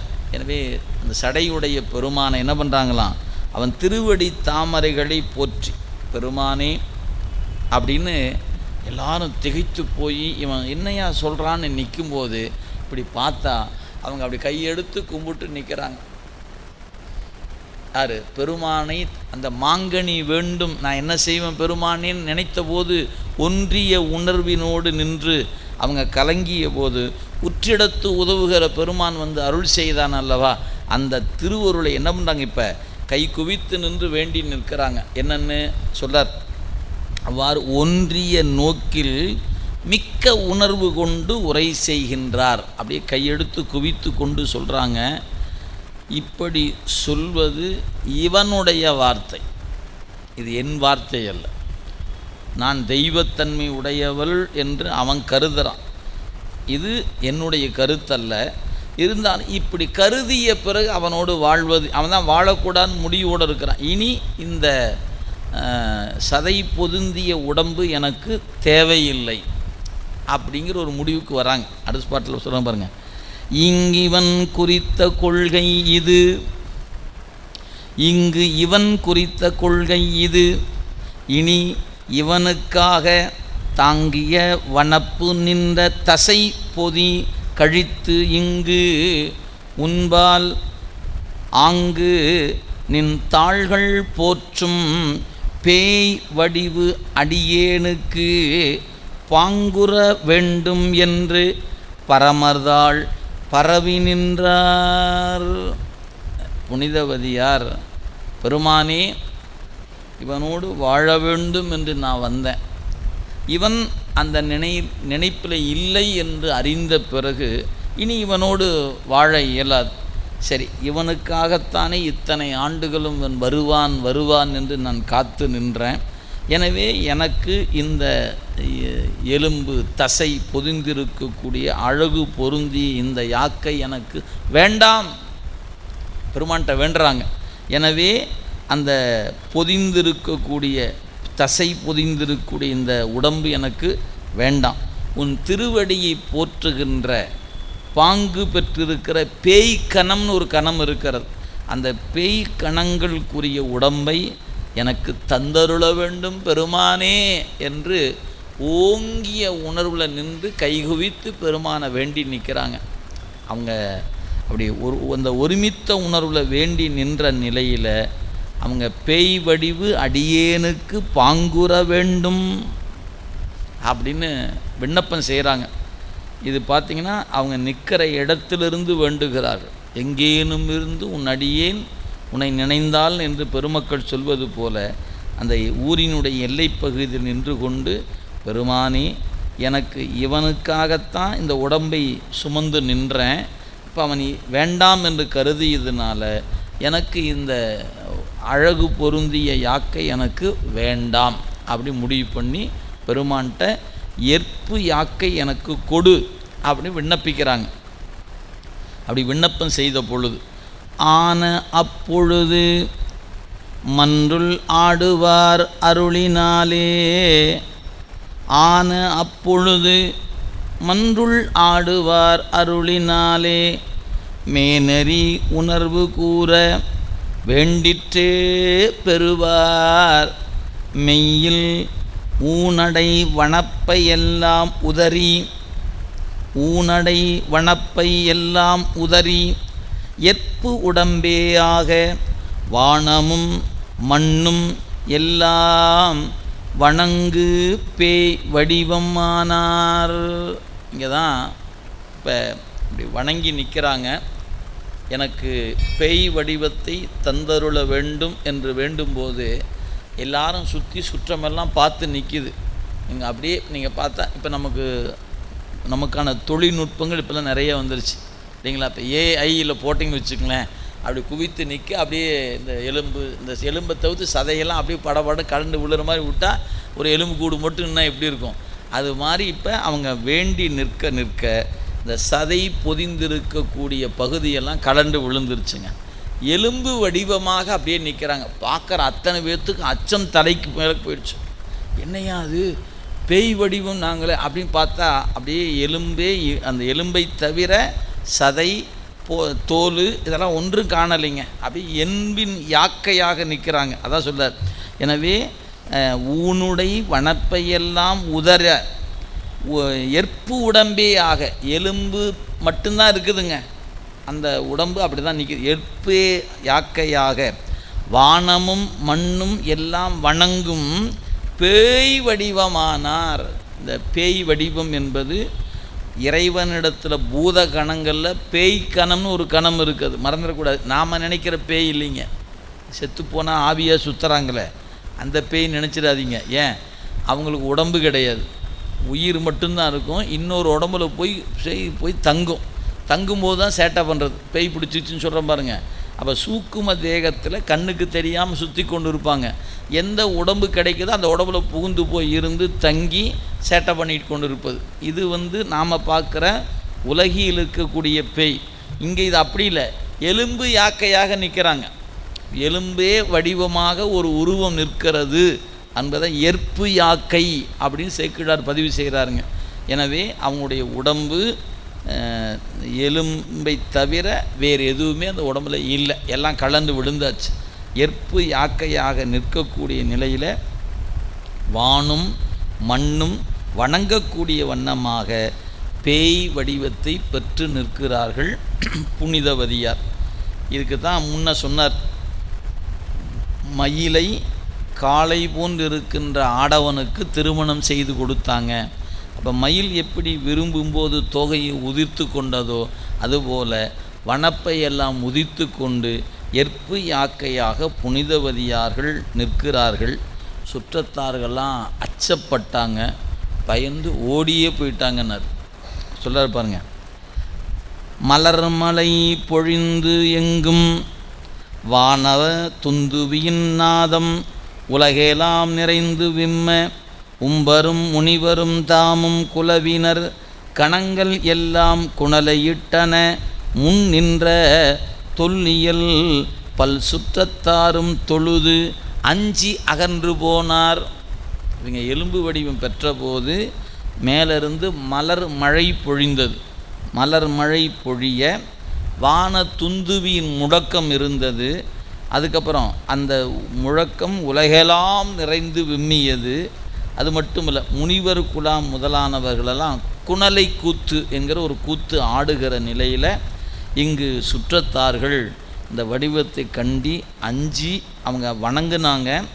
அஞ்சி அகன்று போனார்கள்னர். எனவே வணங்கி அகன்று போனார்கள். எனவே தொழுது அஞ்சி அகன்று போனாங்க. இந்த நிலையில் தான் அவங்க அந்த எலும்பு யாக்கை பெற்ற நிலையில் இறைவனை பாடுகிற ஞானத்தை பெறுகிறார்கள் புனிதவதியார். இப்போ அவங்க பேர் புனிதவதியார் அல்ல, இவங்க இப்போ பேர் என்ன பேர் பெற போகிறாங்கன்னு பாருங்கள். சொல்றார், எனவே அந்த இறைவன் திருவருள் இவங்க வேண்டியவாறு அந்த சதை முதலான இருக்கக்கூடிய வனப்பையெல்லாம் உதறிய நிலையில் எற்பு யாக்கையாக நிற்கிற அந்த கோலத்தில் இறைவனை பாடுகின்ற ஞானம் கைவரப் பெற்றது. சொல்லார், உற்பவித்து எழுந்த ஞானத்து ஒருமையின் உற்பவித்து எழுந்த ஞானத்து ஒருமையின் உமைகோன் தன்னை அற்புத திரு அந்தாதி அப்போது அருளி செய்வார். பொற்புடை செய்ய பாத புண்டரீகங்கள் போற்றும் நற்கணத்தில் ஒன்றானேன் நான் என்று நயந்து பாடி அந்த எலும்பு யாக்கையாக நின்ற அம்மையார் பெருமானை நினைந்து அவன் அருள் ஞானம் கைவரப்பெற்ற நிலையில் பதிகம் பாடுகிற அருள் அவங்களுக்கு வாய்க்கப்பெற்றது. அந்த எலும்பு வடிவம் பெற்ற நிலையில் அவர்கள் உமை ஒரு பாகனாக இருக்கக்கூடிய அம்மையப்பருக்கு ஒரு பதிகம் பாடுக 100 பாட்டுங்க. அற்புத திரு அந்தாதி என்று அதற்கு பெயர். எனவே உற்பவித்து எழுந்த ஞானத்து ஒருமையின் ஞானத்து ஒருமை, இங்கே தான் சிவனடியே சிந்திக்கும் திருப்பெருகு சிவஞானம் என்று ஞானசம்பந்தர் வரலாற்று சொல்லப்பட்ட அந்த திருவருள் உணர்த்துகின்ற பரஞானம் என்று பெயர். நூலை படித்து வந்துச்சுன்னா அது பேர் அபரஞானம்னு பேர். இறைவன் அருளால் வருகிற ஞானத்துக்கு பரஞானம், அது மேலான ஞானம் என்பது. அந்த ஞானம் கைவரப்பெற்ற நிலையில் உமை கோன் ஆக பெருமானை அற்புத திரு அந்தாதி அப்பொழுது அருளி செய்து 100 பாட்டுங்க. நீங்கள் படித்து பார்த்தீங்கன்னா இப்படி ஒரு எளிமையான ஆனால் ஆழமான கருத்து, சைவ சித்தாந்தம் அதுக்குள்ளே இருக்கிறது, இலக்கிய சுவை இருக்கிறது, அந்த தாயினுடைய கருணை இருக்கிறது, அவங்களுடைய அன்பு எப்படிப்பட்ட அன்பு என்பதை பதிகத்துள்ள 100 பாட்டை படித்து பார்த்தீங்கன்னா நம்ம ஒருவாறு புரிந்து கொள்ள முடியும். அப்படிப்பட்ட அந்த பதிகத்தை அற்புத திரு அந்த பேரே அம்மாவே பேர் வச்சுட்டாங்க, அற்புத திரு அந்தாதி என்றே அதுக்கு பெயர். அற்புத திரு அந்தாதி பாடி அருளி செய்தாங்க. அது மட்டுமல்ல, இறைவனுடைய திருவடி தாமர்களை போற்றி அந்த பதிகத்தில் அவங்களே சொன்னாங்க, பேய்க்கணத்தில் நான் ஒன்றானேன். அகச்சான்றாக அவங்களே பதிவு செய்கிறாங்க, பேய்க்கணத்தில் நான் ஒன்றானேன் என்று அவங்க பாட்டிலேயே அந்த குறிப்பு தரப்படுகிறதுங்க. அற்புத திரு அந்தாதியில் 36வது பாடலில் அந்த செய்தி இருக்கிறது. அதாவது நான் பேய்க்கணத்தில் நான் ஒன்று ஆனேன் அப்படிங்கிற செய்தி அந்த மன்னிக்கணும் 86வது பாட்டில் அந்த செய்தி இருக்குது. 100 பாட்டு, 86வது பாட்டில் பேய்க்கணத்தில் நான் ஒன்றானேன் என்ற செய்தி அந்த பாடல் அமையப்பெறுகிறது. அந்த 86வது பாட்டு பார்த்திங்கன்னா சும்மா அதை மட்டும் பார்த்துடும், பிறகு மீதி பார்ப்போங்க. 86வது பாட்டில் சொல்கிறாங்க, பெரினும் பிரிது யாதும் வேண்டும், பெரினும் பிரிது யாதும் வேண்டேம், நமக்கு ஈது உறினும் உறாது ஒழினும், நமக்கு ஈது உறினும் உறாது ஒழினும், சிறிது உணர்த்தி மற்றொரு கண் நெற்றி மேல் வைத்தான், மற்றொரு கண் நெற்றியின் மேல் வைத்தான், தன் பேயாய நற்கணத்தில் ஒன்றாய நாம். அந்த நெற்றி மேல் கண்ணுடைய பெருமானுடைய கணங்கள் என்று சொல்லக்கூடிய கணத்தில் பேய் கணத்தில் நானும் ஒன்றாக ஆனேன் என்று 86வது பாட்டில் அகச்சான்றாக இந்த பாடல் நமக்கு குறிக்கப்பெறுகிறது அப்படிங்கிறத நம்ம பார்க்க முடிகிறது. அப்படி அம்மா அவர்கள் அந்த பேய் வடிவத்தை பெற்று இந்த பதிகத்தை பாடுறாங்க. பாடி முடித்ததோடு மட்டுமல்ல, அப்பொழுது இன்னொரு பதிகமும் பாடுகிறாங்க. அந்த பதிகத்துக்கு இரட்டை மணி மாலை என்று பெயர். சொல்றார், ஆய்ந்த சீர் இரட்டை மாலை அந்தாதி எடுத்து பாடி எய்ந்த பேர் உணர்வு பொங்க எயில் ஒரு மூன்றும் முன்னாள் காய்ந்தவர் இருந்த வெள்ளி கைலை மால் வரையை நன்ன வாய்ந்த பேரருள் முன்கூற வழிபடும் வழியால் வந்தார். இந்த பேய் வடிவம் பெற்ற மாத்திரத்தில் ஞானம் கைவரப்பெற்ற நிலையில் முதல் அற்புத திரு அந்தாதி பாடி முடித்தாங்க. அடுத்த பதிகமாக இரட்டை மணி மாலை என்று சொல்லக்கூடிய 2 வகையான வகையில் அந்த பதிகத்தை பாடி வழிபாடு முடித்தாங்க. முடித்த உடனே என்ன தோன்றியது, கைலையில் இருக்கிற பெருமானை கண்டு தொழ வேண்டும் என்ற எண்ணம் அம்மையாருக்கு எழுகிறது. அப்படி எழுத பொழுது அங்கிருந்து கைலாயத்தை நோக்கி புறப்படுகிறாங்க. இப்போ நம்மளை போல் உடம்பாக இருந்துன்னா செல்வதற்கு தாமதமாகும். ஏன் அப்பரசாமி நடந்து போகிறார், எவ்வளவு நாட்கள் ஆச்சுன்னு பார்க்குறோம். இப்போ அவங்க எடுத்திருப்பது பேய் கணம் என்பதனால அந்த வடிவம் வேகமாக செல்லுகிற வடிவம் அவங்களுக்கு நினைத்த உடனே அங்கே வேகமாக செல்லுவதற்கான வாய்ப்பு. ஆனாலும் அவங்க என்ன பண்ணுறாங்க, செல்லுகிற வழியில் ஆங்காங்கு பெருமானுடைய தலங்களெல்லாம் தரிசித்துக்கிட்டே கைலாயம் நோக்கி போகிறாங்களாம். பேய் வடிவத்தை பெற்றவங்க நேராக நினைச்ச உடனே கைலாயத்து போகலை, வழியில் இருக்கிற தலங்களை வணங்கி கொண்டே கைலாயம் நோக்கி போகிறாங்க. அப்படி போகின்ற நிலையில் என்ன நடைபெறுகிறது இந்த பாட்டில் சொல்கிறார். ரொம்ப ரொம்ப ஒரு ஆழமான குறிப்புங்க, இன்றியமையாத குறிப்பு. பாருங்கள், கண்டவர் வியப்புற்று அஞ்சி, கண்டவர் வியப்புற்று அஞ்சி கை அகன்று ஓடுவார்கள், கொண்டதோர் வேடம் தன்னை உள்ளவா கூற கேட்டே அண்டர் நாயகனார் என்னை அறிவரேல், அறியா வாய்மை எண்டிசை மாக்களுக்கு யான் எவ் உருவாய் என் என்பார். நம்முடைய அம்மையார் இந்த பேய் வடிவத்தோடு போய் ஒவ்வொரு தலம் வணங்க வராங்க.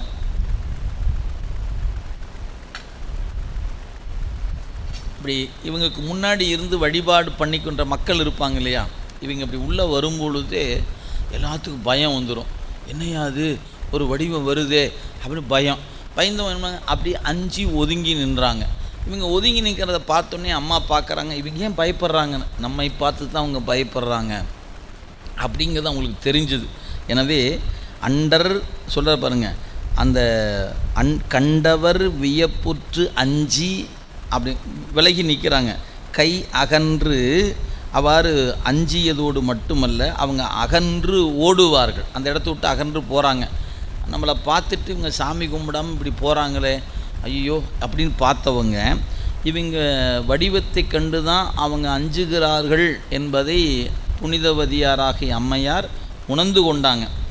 அதுக்காக இப்போ நாம் போனால் 4 பேர் சாமி கும்பிட வரமாட்டேங்கிறான், சரி நம்ம போகாமல் விட்டுறலாம். நாமளாக இருந்தால் அப்படி தானங்க நினைப்போம். நான் போனால் அவர் வரமாட்டார், இவர் வரமாட்டார், நம்மளை பார்த்து அவர் ஒதுங்கி போயிடுவார், ஏன் வம்பு, அவங்க உம்முட்டும் நாம் போகாமல் விட்டுருவோம் அப்படின்னு நாமெல்லாம் இருந்தால் ஒரு முடிவு எடுப்போம். ஆனால் அம்மையார் ஒரு முடிவு எடுக்கிறேன். அதாவது இந்த எலும்பு யாக்கை எதனால் பெற்றேன் என்பதை என்னுடைய பெருமான் அறிவான், என்னுடைய பெருமான் அறிவான். எனவே என்னை அவன் அறிந்தால் போதும். இந்த சுற்றி இருக்கிற இந்த உலகம் என்னை அறிய வேண்டும் என்ற அவசியம் எனக்கு இல்லை. ரொம்ப ரொம்ப அதான் அண்டர் நாயகனார் என்னை அறிவரேல். யார்? அண்டர் நாயகன் சிவபெருமான்.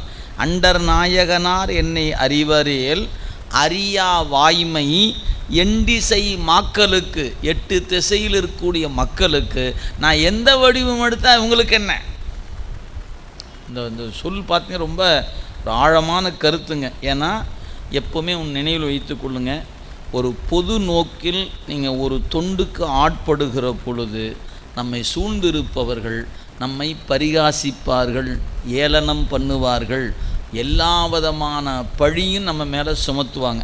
அதையெல்லாம் காதில் வாங்கிக்கிட்டு அதுக்கு இடம் கொடுத்தீங்கன்னா தொண்டு செய்ய முடியாமல் விலகி போயிடுவீங்க. தொண்டு செய்யணும்னு நினச்சிங்கன்னா அதையெல்லாம் ஓரமாக ஒதுக்கி வச்சுட்டு உங்கள் வேலையை பார்த்துக்கிட்டே போகணும். இதை எப்போ 2ஆம் நூற்றாண்டில் உலகத்துக்கு அறிவித்தவர் காரைக்கால் அம்மையார். மறந்துடாதீங்க. இந்த அடிப்படை நம்ம அறிவில் நிற்கணும். என்னை ஒருத்தர் பாராட்ட வேண்டும் என்பதற்காக நான் இந்த வேலை செய்யலை. பெருமான் எனக்கு வாய்ப்பு கொடுத்துருக்குற, நான் பணி செய்கிறேன், அவ்வளோதான். நீங்கள் பாராட்டுங்க, பாராட்டாமல் போங்க, அது உங்கள் பாடு, என் பாடு இல்லை. எனக்கு ஒரு வாய்ப்பு சாமி கொடுத்துருக்கிறார், நான் பணி செய்கிறேன். இந்த நிலையில் நின்னீங்கன்னா தான் உங்கள் மூச்சு உள்ள காலம் வரைக்கும் தொண்டு செய்ய முடியும். நான் செஞ்சால் இவருக்கு பிடிக்க மாட்டேங்குது, அவருக்கு பிடிக்க மாட்டேங்குது, எல்லாருக்கும் பிடிக்கிற மாதிரி தொண்டு செய்ய நினச்சிங்கன்னா தொண்டு செய்ய முடியாது. ஏன்? வீட்டுக்குள்ளேயே 4 பேர் இருப்பாங்க, 4 விதமாக இருப்பாங்க. நீங்கள் வீட்டை விட்டால் வெளியே போயிட்டோம். வீட்டில் இருக்கிற 4 பேரும் 4 வகையாக இருக்கிறோம். 4 பேரும் சரின்னா ஒன்று பண்ணுறேன்னு நினச்சா நீங்கள் பண்ண முடியுமா என்ன? வாய்ப்பு இல்லை. அப்போ என்ன தெரியணும்? இறைவன் நமக்கு கொடுத்த வாய்ப்பு இந்த பிறவி, அந்த தொண்டு செய்கிற வாய்ப்பு கொடுத்துருக்கிறார். அந்த தொண்டில் நிற்கும்போது நமக்கு நிறைய இடர்பாடுகளை நம்ம சுற்றி இருப்பவர்களே கொடுக்கக்கூடும், அல்லது நம்மை சார்ந்து இருக்கக்கூடிய அடுத்த வட்டம்னு ஏதாவது ஒரு வகையில் வரும். அப்படி வரும்போதெல்லாம் அந்த வார்த்தைகளுக்கு நீங்கள் இடம் கொடுத்து விட்டால் தொண்டு செய்ய இயலாது. தொண்டு மட்டும்தான் நிற்கணும். நீங்கள் பல்வாறு நீங்கள் கேட்டிருக்கக்கூடும், பல வகையாக நீங்கள் பார்த்துருக்கலாம். சும்மா உங்களுக்கு புரிவதற்காக நான் சொல்லுகிறேன். அர்ஜுனன் அவனோட உடக்கூடிய மாணவர்கள் எல்லாரும் வில் வித்தை கற்றுக்கொண்டு இருக்கிறாங்க. குருநாதன் வந்தான், ஒவ்வொருத்தராக கூப்பிட்டு அங்கே ஒரு மரம் இருக்கிறதா, அங்கே ஒரு மாங்காய் தெரிகிறதா, அம்பை எடுத்து விடு அப்படிங்கிறார். எடுத்து அவன் வச்சு குறி பார்க்கும்போது என்ன உனக்கு தெரியினார்? குருநாதா, மரம் தெரிகிறது, கிளை தெரிகிறது, பழம் தெரியுதான், வில்லை வச்சுட்டு போ அப்படின்ட்டாரான். இப்படி எல்லாரும் வந்தாங்க, ஆளாளு கூப்பிட்டாரோ எல்லாரும் சொன்னாங்க. அர்ஜுனன் வந்தானா, என்ன தெரியினார்? மரத்தினுடைய அந்த மாம்பழத்தினுடைய காம்பு தெரியினா, விடுறாம்பா அப்படின்னாரான். ஏன்? இலக்கு மட்டும்தான் கண்ணுக்கு முன்னாடி தெரியணும், அடுத்தெல்லாம் அவுட் ஆஃப் ஃபோக்கஸில் இருக்கணும். அப்படி இருந்தால் தான் தொண்டு செய்ய முடியுங்க. நீங்கள் ஐயோ அவர் இப்படி சொல்லி போட்டார், ஐயோ இவர் இப்படி சொல்லி போட்டார், அவர் இப்படி சொல்லுவார் நான் எதிர்பார்க்கவே இல்லைங்களே நினச்சிங்கன்னா மொத்தம் சேர்ந்து நம்ம பணி செய்ய முடியாமல் ஒதுங்கிடணும். அப்போ நீங்கள் தொண்டுக்கு வரும்போதே ஒன்றை முடிவில் எடுத்துக்கணும். நம்மை உலகம் போற்றலாம், தூற்றலாம், ரெண்டுக்குமே அவங்களுக்கு உரிமை இருக்கிறது. அது அவங்க கடன், அவங்க வேலை. அது உங்கள் வேலை என்ன? பணி செய்வது. அந்த அப்பர் சாமி என் கடன் பணி செய்து கிடப்பது. இந்த ஃபார்முலாவை தான் சிவபெருமான் 9ஆம் நூற்றாண்டில் சுந்தரமூர்த்தி சாமிகிட்ட வந்து நின்னார். அவர் பைத்தியமாயா நீன்னு கேட்டார்ல, என்ன பித்தனா நீ அப்படின்னார். பித்தனுமாக பின் பேயனுமாக நீ எத்தனை தீங்கு சொன்னாலும் நான் அவற்றால் ஒன்றும் நானேன். ஏன்? காரைக்கால் அம்மையாரே அப்படி தான் சொன்னாங்க. அப்படி நீங்கள் பொருத்தி பார்த்துக்கலாம். ஏன்னா இந்த வரலாறு முன்ன நடந்த வரலாறு. எனவே இறைவனே என்ன சொன்னாலும் எனக்கு கவலை இல்லை, நீ என் அடிமை, அதை நிறைநாட்ட நான் வந்திருக்கிறேன், நீ என்ன வேணான்னு சொல்லிக்கினார். அப்போ அவர் சொன்ன எதையுமே அவர் பொருட்படுத்தல. இறைவன் தன்னை, நான் உன்னை 16 வருஷத்துக்கு முன்னாடி என்னை காப்பாற்றுன்னு சொன்னாலும் நீ கைலாயத்தில் என்ன சொன்ன தெரியுமா? உனக்கு மயங்கும்போது தடுத்து ஆள வேண்டும் என்று சொல்லி போட்டு, இப்போ நான் உன்னை தடுத்து ஆள வந்தால் பைத்தியக்காரங்கிற நீ தான். ஏன் இறங்கி உனக்கு அருள் செய்தால் நான் பைத்தியம்தான், இல்லை நான் கிளம்புறேன் போ அப்படின்னு போயிருந்தாருன்னு என்ன இருக்கும்? நமக்கு பெரிய புராணம் இல்லை, நாயன்மார் இல்லை, வரலாறு இல்லை, எதுவுமே தெரிஞ்சிருக்காது. அப்போ என்ன தெரியும்? இறைவனே அந்த ஒன்றை அவன் பொருட்படுத்தவில்லை. அப்போ அவனை போல தான் நாமளும் இருக்கணும். நமக்கு வந்த வேலை எதுவும் அதுதான் இலக்கில் இருக்கணும். அதை விட்டுட்டு நீங்கள் கண்டதுக்கெல்லாம் இடம் கொடுத்தீங்கன்னா ஒருபோதும் நம்மால் செய்ய இயலாது. எந்த பணியுமே செய்ய முடியாது. நீங்கள் எது செய்தாலும் நமக்கு 4 பேர் அதை தூற்ற வேலையை தான் செய்வாங்க, 4 பேர் பாராட்டு வேலை செய்வாங்க. இந்த ரெண்டையும் பேலன்ஸ் பண்ணி வச்சுக்கணும். இவங்க பாராட்டும் போது திட்டுறதை ஞாபகம் வச்சுக்கணும், திட்டும்போது பாராட்டு ஞாபகம் வச்சுக்கணும். ரெண்டுக்குமே இடம் கொடுக்க நம்ம வேலையை பாட்டு போயிட்டே இருக்கணும். நம்ம சொல்கிறாங்க இல்லைங்களா, லெஃப்ட்டில் சிக்னல் போட்டு ரைட்டில் திரும்பி போய் நேராக போயிட்டேறான். அந்த மாதிரி இவன் எதையோ பண்ண, என்னடா பண்ண, என்னமோ பண்ணிக்கிட்டே இருக்கிறான்டா அப்படிங்கிற மாதிரி. அவன் எதையும் நீங்கள் என்ன சொன்னாலும் அவன் ஜெயரத்தானுங்க செஞ்சுக்கிட்டு இருப்பான். இதுதான் நமக்கான நிலை. எனவே நம்முடைய அறிவில் இறைவன் நமக்கு உணர்த்துகிற பணியை எதை தேர்வு செய்கிறோமோ அதை மூச்சுள்ள காலம் வரைக்கும் செய்யணும்னு நினச்சிங்கன்னா இந்த பாராட்டுதலுக்கும் தூற்றுதலுக்கும் ரெண்டுக்கும் இடம் கொடுக்கக்கூடாது. அதை தான் நமது புனிதவதியாராகிய அம்மையார், அண்டர் நாயகனார் என்னை அறிவரேல் அது போதும், என் இறைவன் என்னை அறிந்திருக்கிறான், நீங்கள் தெரிஞ்சுக்கணுங்கிற அவசியம் எனக்கு இல்லை, நான் யாருன்னு உங்கள்கிட்ட சொல்ல வேண்டிய அவசியம் எனக்கு இல்லை. நீங்கள் பயந்துக்கிறீங்களா பயந்துக்க, ஓடுறீங்களா ஓடிக்குங்கன்ட்டார். அதுக்காக நான் சாமி கும்பிடாமல் இருக்க முடியாது. ஒவ்வொரு ஊராக போனாங்க, கும்பிட்டாங்க, வழிபாடு பண்ணிகிட்டே போகிறாங்க. மக்கள் நம்மை கண்டு அஞ்சி ஓடுகிறார்கள், ஓடட்டும், என்னை இறைவன் அறிகிறான், அது போதும் எனக்குன்ட்டாங்க. இதுதான் நமக்கான ஊற்றம் என்பதை நீங்கள் யாரெல்லாம் தொண்டு செய்கிறீங்களோ அவங்க அதை மனதில் வைத்துக்கொள்ளும். நம்ம இந்த வரிகளை மனதில் வைத்து கொண்டால் தான் நாம் பணி செய்ய முடியும். எனவே என்னை என் இறைவன் அறிவான், என்னை என் இறைவன் அறிவான் என்பதில் ஆணித்தரமாக ஆழமான பற்றோடு நாம் நிற்கணும். அப்போ தான் பணி செய்ய முடியும். எனவே எண்டிசை மாக்களுக்கு யான் எவ்வுருவா என் என்னமோ பண்ணிட்டு போயிட்டார். இப்படி ஒவ்வொரு கோயிலாக வணங்கி கொண்டு ஒருவாறு கைலாயத்துக்கு வந்துட்டாங்க அம்மா. வடதிசை தேசமெல்லாம் மனதினும் கடிது சென்று தொடை அவிழ் இதழி மாலை சூலபாணியால் மேவும் படருளி கைலை வெற்பின் பாங்கணைந்து ஆங்கு காலின் நடையினை தவிர்த்து பார்மேல் தலையினால் நடந்து சென்றார். இப்போ மனதினும் கடிதாக சென்றாங்களாம். ஏன், அந்த வடிவம் அவங்களுக்கு துணையாக இருந்துச்சு. அந்த பேய் வடிவம் கைலை போகணும்னு நினைக்கும்போது வேகமாக கைலை நோக்கி அவங்க பயணம் அமைந்தது. கைலைக்கு வந்தாச்சு இப்போ. எனவே வடதிசை தேசமெல்லாம் மனதினும் கடிது சென்று, நாவுக்கரசர் எப்படி ஒன்றொன்னா நடந்து பல மாதங்கள் எடுத்துக்கொண்டு கடந்து போனாரோ அதை ஒரே நாளில் அம்மா என்ன பண்ணிட்டாங்க, வேகமாக கடந்து போகிறாங்க. அவ்வளோதான். மனதினும் கடிது சென்று தொடையவிழ் இதழி மாலை சூலபாணியானார்.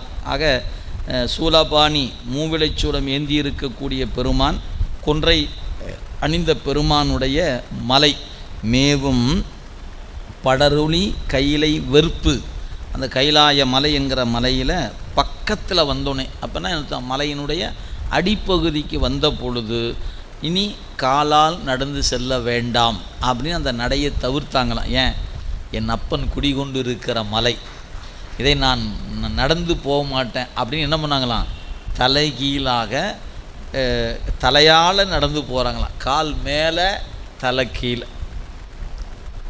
இப்படி நடப்பதற்கு அந்த வடிவம் அவங்களுக்கு துணையாக நின்றது.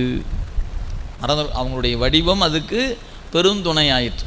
அப்போ அவங்க வேண்டிய பேர் எலும்பு யாக்கை கேட்டாங்க. அந்த யாக்கை அவங்களுக்கு இந்த வழிபாட்டுக்கு பெரும் துணையாக நிற்கிறது. எனவே இப்போ பேய் வடிவத்தோடு தலை கீழே இருக்க காலை மேலே வச்சுக்கிட்டு அப்படியே மேலே ஏறாங்களாம் கைலை மலையை நோக்கி. எனவே படருளி கைலை வெற்பின் பாங்கணைந்து ஆங்கு காலின் நடையினை தவிர்த்து பார்மேல் தலையினால் நடந்து சென்றார். அப்போ இறைவன் திருவடி இருப்பதனால தலையால் நடந்து போகிறாங்களாம். அப்படி போகும்போது என்ன நடக்குதுனார், தலையினால்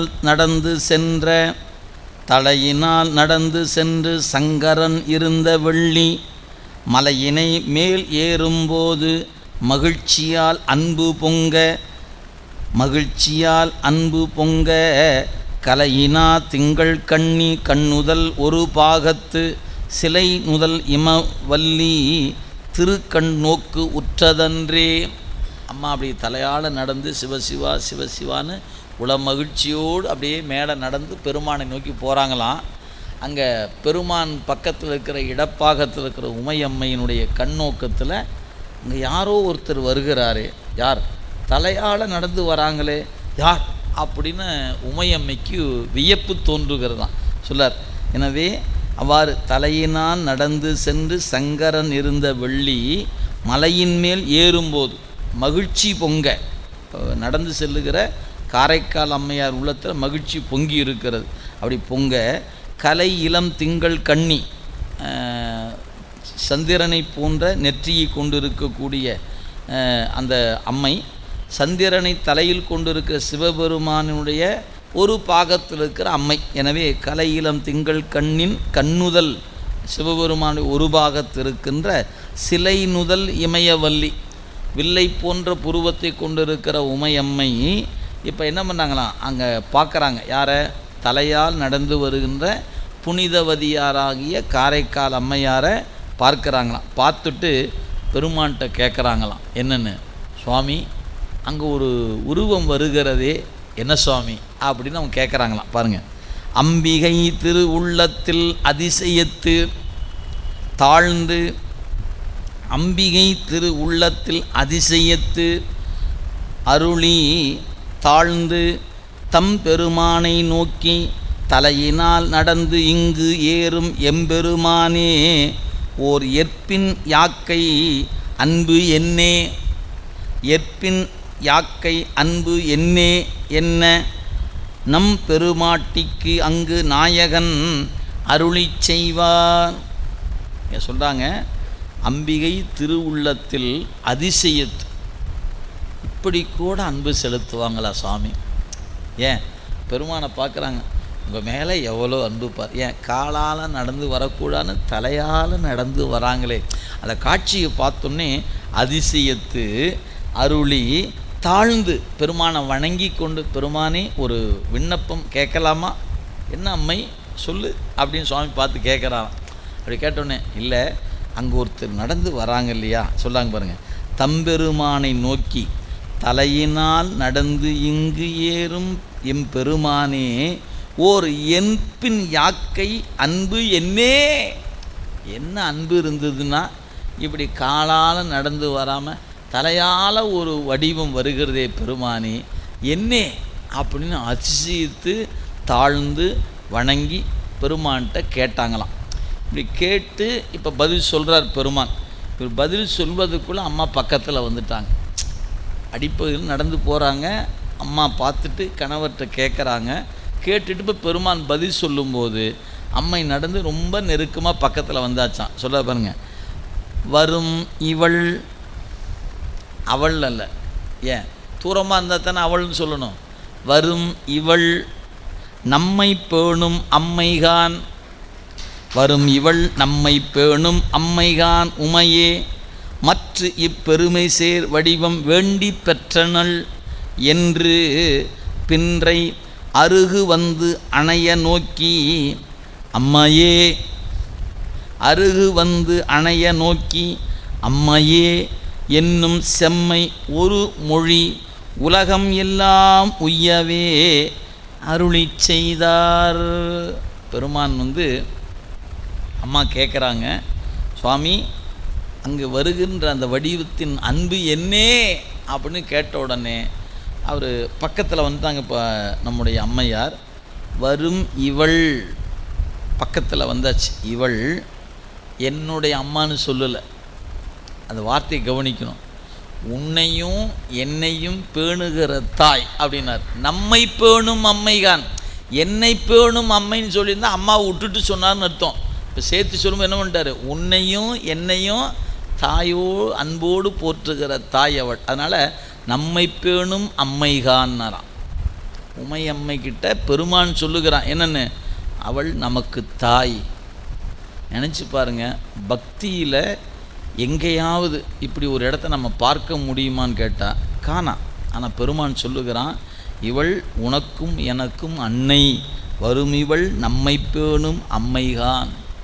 அது மட்டுமல்ல, உமையே இந்த வடிவத்தை வேண்டி பெற்று கொண்டார். எது எற்பின் யாக்கை எனக்கு கொடுக்க வேண்டும் என்று இந்த வடிவத்தை வேண்டி பெற்று கொண்டல். அதனால் சொன்னார் பெருமை சேர் வடிவம் வேண்டி பெற்றனல் என்று சொல்லிட்டு இப்போ வந்துக்கிற அம்மையை பார்த்து கேட்குறாரு, அம்மையே அப்படின்னு சுவாமி கூப்பிட்றாராம். எப்படி இருந்திருக்கும் பாருங்கள். அம்மையே என்று உலகம் உய்வதற்குரிய பெருமான் ஒரு மொழி சொன்னார். அந்த ஒரு மொழி ஒப்பற்ற மொழி. எனவே என்னும் செம்மை ஒரு மொழி, இங்கே ஒரு மொழி என்பது ஒப்பற்ற ஒரு வார்த்தை. அந்த ஒரு மொழி சொல்ல எல்லாம் எது உலகமெல்லாம் உய்யவே அருளி செய்தார். நம்முடைய பெருமான் அம்மையே என்று அழைத்தான். அப்படி அழைத்த மாத்திரத்தில் இப்போ அவங்க பதில் சொல்லணும். யார்? அம்மையார் பதில் சொல்லணும். அவங்க என்ன சொன்னாங்க பாருங்கள். அங்கணன் அம்மையே என்று அருள் செய்ய அப்பா. அவங்க கேட்டது பெருமான் அம்மையை பார்த்து அம்மான்னு கூப்பிட்றாங்க. அவங்க என்ன பதில் சொல்லுவாங்க பாருங்கள். அங்கணன் அம்மையே என்று அருள் செய்ய அப்பா என்று பங்கைய செம்பற்பாதம் பணிந்து வீழ்ந்து எழுந்து தம்மை செங்கை வெண்குழையினாரும் தாம் எதிர்நோக்கி நம்பால் இங்கு வேண்டுவது என், நம்பால் இங்கு வேண்டுவது என் என்ன இறைஞ்சி நின்று இயம்புகின்றார். இந்த காட்சியை பார்க்கணும். அங்கணன் கருணை கண் உடையவன் என்று பொருள். அங்கணன் அப்படின்னா கருணை கண் உடையவன் என்று பொருள். அப்படிப்பட்ட கருணை கண்ணுடைய பெருமான் அம்மையே என்று அழைத்த உடனே மகனே அப்படின்லாம் அம்மா சொல்லியிருக்கணும். சொல்லலை. அவங்க என்ன பதில் திருப்பி சொல்கிறாங்க? அப்பா அப்படின்னாங்களாம். இப்போ நம்ம பொதுவாக இந்த உரையாடலை மட்டும் வச்சு சிந்திச்சா, எங்க அம்மானு கூப்பிட்டா மகனேன்னு தானுங்க கூப்பிடணும், ஏன் அம்மா பொருத்தம் இல்லாமல் கூப்பிட்டாங்க அப்படின்னு உங்களுக்கு தோணலாம். அது என்ன பொருத்தம்னு கேட்டால், அவங்க என்ன கருத்து அப்படி சொல்லியிருக்காங்க அப்படின்னு கேட்டால், இந்த அன்பு நீ கொடுத்தது தானே அப்பா. இப்போ என்ன நீ அம்மானு கூப்பிட்றனா அது ஒரு அன்புனால நீ என்னை கூப்பிட்ற. ஏன் நான் நம்மை பேணும் அம்மைகான்னு நீ உமையம்மைக்கு சொல்லுகிறன்னா அந்த அன்பு என்னிடத்துலேருந்து உங்கள்கிட்ட வந்துச்சுன்னு நீ அம்மாட்ட சொல்லியிருக்கிற. எங்கிட்ட வரைக்கும் என்ன இருக்குது, எல்லாம் நீ கொடுத்தது தானப்பா. இதுதான் அங்கே அடிப்படை. அப்போ இறைவன் அம்மையே என்று அழைத்தது பேணிய அன்பு திறம் காரணமாக அம்மையேன்னார். இப்போ நீங்கள் வரலாற்றை உற்று நோக்கணுங்க. ரொம்ப ரொம்ப முக்கியமான குறிப்பு என்னன்னு கேட்டால், காரைக்கால் அம்மையார் காரைக்காலில் ஏதாவது சிவன் கோயிலில் போய் கூட்டி பெருக்கி கோலமிட்டு அங்கே சுவாமிக்கு போய் அமுது ஊட்டுதல் போன்ற பணி ஏதாவது செய்தாங்களா? இல்லை. அப்புறம் எப்படி சாமி நம்மை போணும் அம்மைகான் ஏன் சொன்னார்? சிந்தனைக்குரியதல்ல. அவங்க ஏதாவது இப்போ கண்ணப்ப நாயனார் போல் சிவபூசை பண்ணும்போது அமுது ஊட்டுனாங்க, எப்படி அன்பாக ஊட்டினா தெரியுமா அது அப்படின்னு சொல்வதற்கு இடம் இருக்கான்னு கேட்டால் அப்படி ஒன்றும் அம்மா பண்ணலையே. ஆனால் இங்கே பெருமான் சொல்லுகிறான் நம்மை போணும் அம்மைகான் அப்படின்னு சொல்கிறாரே. அப்படின்னா அங்கே தான் நுட்பம் என்னன்னு கேட்டால், வருகிற ஒவ்வொரு சிவனடியாரையும் தாய் போல அன்பு செலுத்தினாங்க இல்லையா, அந்த சிவனடியார் மேலே செலுத்திய அன்பு என்மேல் செலுத்திய அன்பு. எனவே ஒவ்வொரு சிவனடியாரிடத்திலும் தாய் போல் ஊட்டியதுனால சிவனடியாருக்கு அவள் தாய், எனவே எனக்கு அவள் தாய். இதாங்க நுட்பம். மறந்துடாதீங்க. அதனால தான் நம்முடைய நூல் திரும்ப திரும்ப சொல்லுது, சிவனடியாருக்கு நீங்கள் செஞ்சீங்கன்னா சிவபெருமானுக்கு செய்ததுக்கு ஒக்கும். நீங்கள் வேறு எந்த இடம் வேண்டியதில்லை. இந்த இடம் ஒரு அழகான இடம்.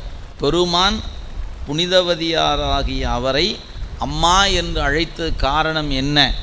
அவருக்கு எங்கே உணவு கொடுத்தாங்க? எங்கேயும் கொடுக்கலை. பிறகு ஏன் சொன்னாங்கன்னு கேட்டால், வருகிற ஒவ்வொரு அடியாருக்கும் அவங்க குறிப்பறிந்து உணவு கொடுத்து ஆடை கொடுத்து செம்பன் மணி முதலானவற்றை கொடுத்து ஊட்டுவார்னு தானே சொன்னாங்க. அமுது ஊட்டுவாரானார்.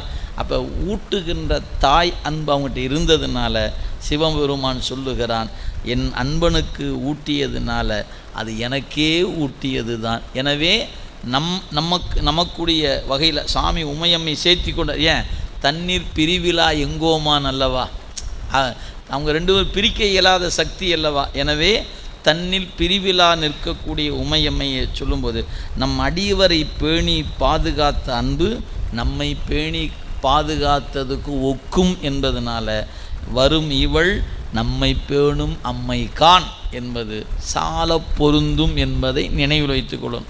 எனவே சிவனடியார் மீது நீங்கள் காட்டுகிற அன்பு சிவபெருமானுக்கு போய் சேரும் என்பதை மறந்து விடாதீர்கள். அதனால் நம்முடைய புராணத்தில் நிறைய இடம் பார்த்திங்கன்னா தெரியும். நமக்கு முன்னே நம்ம படித்த வரல அமர்நீதியார், இளையான்குடி மாறனார், திருநீலகண்டர் போன்ற இடத்தெல்லாம் பார்த்திங்கன்னா அடியார்கள் வரும்போது சிவபெருமானே வந்ததாக வரவேற்றார்கள். நாங்கள் சரியா சிவபெருமானே வந்துட்டாரையா அடியாராக வரவேற்றாங்க. அப்போ சிவபெருமானே வரும்போது அடியவர் ஒரு வந்தார் என்று வரவேற்றாங்க.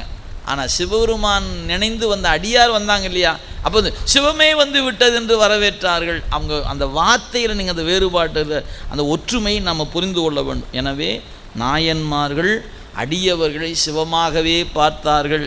அப்படி பார்த்ததனால சிவபெருமான் அடியவர் கோலத்தில் வந்த பொழுது அடியவராகவே பார்த்தாங்க. ஏன் அது சிவபெருமானே பார்த்தாங்கன்னு சொன்னால் உண்மையை கண்டுபிடிச்சான்னு ஆகிடும். அப்படி இல்லை, சிவபெருமானுடைய அடியவர் வந்தபோது சிவமாக பார்த்தாங்க, சிவம் வந்த பொழுது அடியவராக பார்த்தார்கள் அப்படிங்கிற ஒரு நுட்பம் நம்ம முன்ன வரலாற்றில் இருக்கிறது. அதை இந்த இடத்துல பொருத்தி கொள்வீர்கள். ஆனால் எனவே புனிதவதியார் அன்பு செலுத்தியது சிவனடியாரிடத்தில், அந்த அன்பை நுகர்ந்தது சிவபெருமான். மறந்துடக்கூடாது, அவங்க கொடுத்தது அடியாருக்கு, ஆனால் நுகர்ந்தது யார்? சிவபெருமான் நுகர்ந்தார். எனவே வரும் இவள் நம்மை பேணும் அம்மை என்று சொன்னதோடு மட்டுமல்ல, இங்கே அவனே கூப்பிடுகிறான் அம்மா என்று சொன்ன உடனே இதையெல்லாம் நீ கொடுத்தது தானப்பா எனக்கு. ஏன் அவன் கொடுக்கலன்னு நம்ம திருப்பி கொடுக்க முடியாதுங்க, மறந்துடாதீங்க. அவன் கொடுத்தா தான். ஏன் இசையுமாறு இசையே, நுகருமாறு நுகரே, பாடுமாறு பாடே, ஆட்டுவித்தால் ஆர் ஒருவர் ஆடாதார். எப்பா நான் உன் மேலே அன்பு செலுத்துனா நான் என்னை வச்சுட்டா இருக்கேன்? இல்லை, நீ என்கிட்ட கொடுத்ததை உங்கள்கிட்ட திருப்பி கொடுத்துருக்கிறேன், அவ்வளோதான். எனவே இந்த அன்பு நீ கொடுத்தது என்கிற உணர்வில் தான் அம்மையார் அவர்கள் அப்பா என்று பங்கைய செம்பற்பாதம் பணிந்து விழுந்து எழுந்து, அப்படி எழுந்த நிலையில் அவர் தம்மை சங்கவன் குழையினாரும், இப்போ பெருமான் பார்க்குறார், விழுந்து வணங்கி எழுந்து நின்று வணங்கி நிற்கக்கூடிய அம்மையாரை பார்த்து கேட்குறான், ஏம்மா இவ்வளோ தூரம் வந்திருக்கிறிய, என்னம்மா உனக்கு வேணும்? அது சொல் பாருங்க. சங்கவன் குழையினாரும் தாம் எதிர்நோக்கி, யாரை? பேய் வடிவத்தில் நிற்கக்கூடிய அம்மையாரை நோக்கி, நம்பால் இங்கு வேண்டுவது என் அப்படின்னு என்ன அர்த்தம்? ஏம்மா நீ இவ்வளோ தூரம் வரணுமா? நீ கூப்பிட்டு தான் நான் வந்திருப்பேன்ல. நீ கூப்பிட்டா, நீ பெருமானேன்னு கேட்ட உடனே மாங்கனி கொடுத்தேன், ஒரு தடவைக்கு 2 தடவை கொடுத்தேன். அப்புறம் எலும்பு வடிவம் வேணும்னு கேட்டேன், உடனே கொடுத்துட்டேன்ல. அந்த மாதிரி சாமி நீ வான்னு கூப்பிட்டா நான் வரமாட்டேன்னா, நீ இங்கே வரணுமா இவ்வளோ தூரம்? அவன் கேட்குறான், பெருமான் கேட்குறான், இங்கு அணைவது என், இவ்வளோ தூரம் ஏம்மா வர அப்படின்னு சுவாமி கேட்குறார். எனவே இங்கு வந்திருக்கிற நம்பால் இங்கு வேண்டுவது என் அப்படின்னு பெருமான் கேட்கிறான். அப்படி கேட்டபோது புனிதவதியராகிய அம்மை ஒரு விண்ணப்பத்தை அவன் திருவடிக்கு வைக்கிறாங்க. பாட்டை மட்டும் படிச்சிடும், பொருளை அடுத்த வகுப்பில் பார்த்து கொள்ளலாங்க. இரவாத இன்ப அன்பு வேண்டி பின் வேண்டுகின்றார், பிறவாமை வேண்டும் மீண்டும் பிறப்பு உண்டேல் உனையென்றும் மறவாமை வேண்டும் இன்னும் வேண்டும் நான் மகிழ்ந்து பாடி அறவா நீ ஆடும்போது உன் அடியின் கீழ் இருக்க என்றார். இது விண்ணப்பம். சாமி என்ன பண்ணார்? கூடுமாறு அருள் கொடுத்து குலவு தென்திசையில் என்றும் நீடுவால் பழனமூதூர் நிலவின் ஆலங்காட்டில் பழனமூதூர் நிலவிய ஆலங்காட்டில் ஆடுமா நடனம் நீ கண்டு ஆனந்தம் சேர்ந்து எப்போதும் பாடுவாய் நம்மை என்றான் பரவுவார் பற்றாய் நின்றான். இந்த 2 பாடலுடைய கருத்தை அடுத்த வகுப்பில் சிந்திப்போம் என்று சொல்லி விண்ணப்பத்தை சொல்ல விண்ணப்பத்தை பெருமான் ஏற்றுக்கொண்டான். ஏற்றுக்கொண்டு அருளும் செய்தான். என்ன அருள் என்பதை அடுத்த வகுப்பில் காண்போம் என்று சொல்லி இன்றைய வகுப்பை இந்த அளவில் நிறைவு செய்கிறோம். என்றும் இன்பம் பெருகும் இயல்பினால் ஒன்று காதலித்து உள்ளமும் ஒங்கிட மன்றுளார் அடியார் அவர்வான் புகழ் நின்றது எங்கும் நிலவி உலகெலாம் வான்முகில் விழாது பெய்க மலிவலம் சுரக்க மன்னன் கொன்முறை அரசு செய்க குறைவிலாது உயிர்கள் வாழ்க நான் மறை அறங்கள் ஓங்க நல் தவம் வேள்வி மல்க மேன்மைகுள் சைவ நீதி விளங்குக உலகம் எல்லாம் மேன்மைகுள் சைவ நீதி விளங்குக உலகம் எல்லாம் மேன்மைகுள் சைவ நீதி விளங்குக உலகம் எல்லாம். தென்னாருடைய சிவனே போற்றி, ஏகம்பத்துரையந்தாய் போற்றி, காவாய் கனகத்திரளே போற்றி.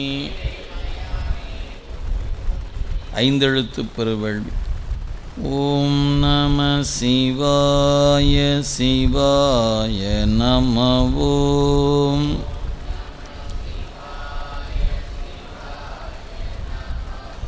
ஓம் நம சிவாய சிவாய நம. ஓம்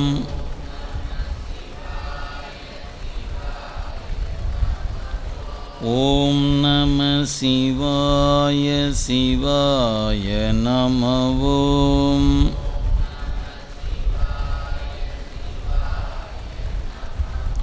ஓம் நம சிவாய சிவாய நம. ஓம்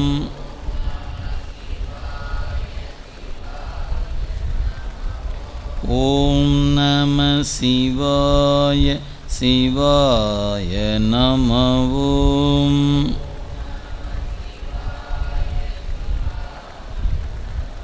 திருச்சிற்றம்பலம்.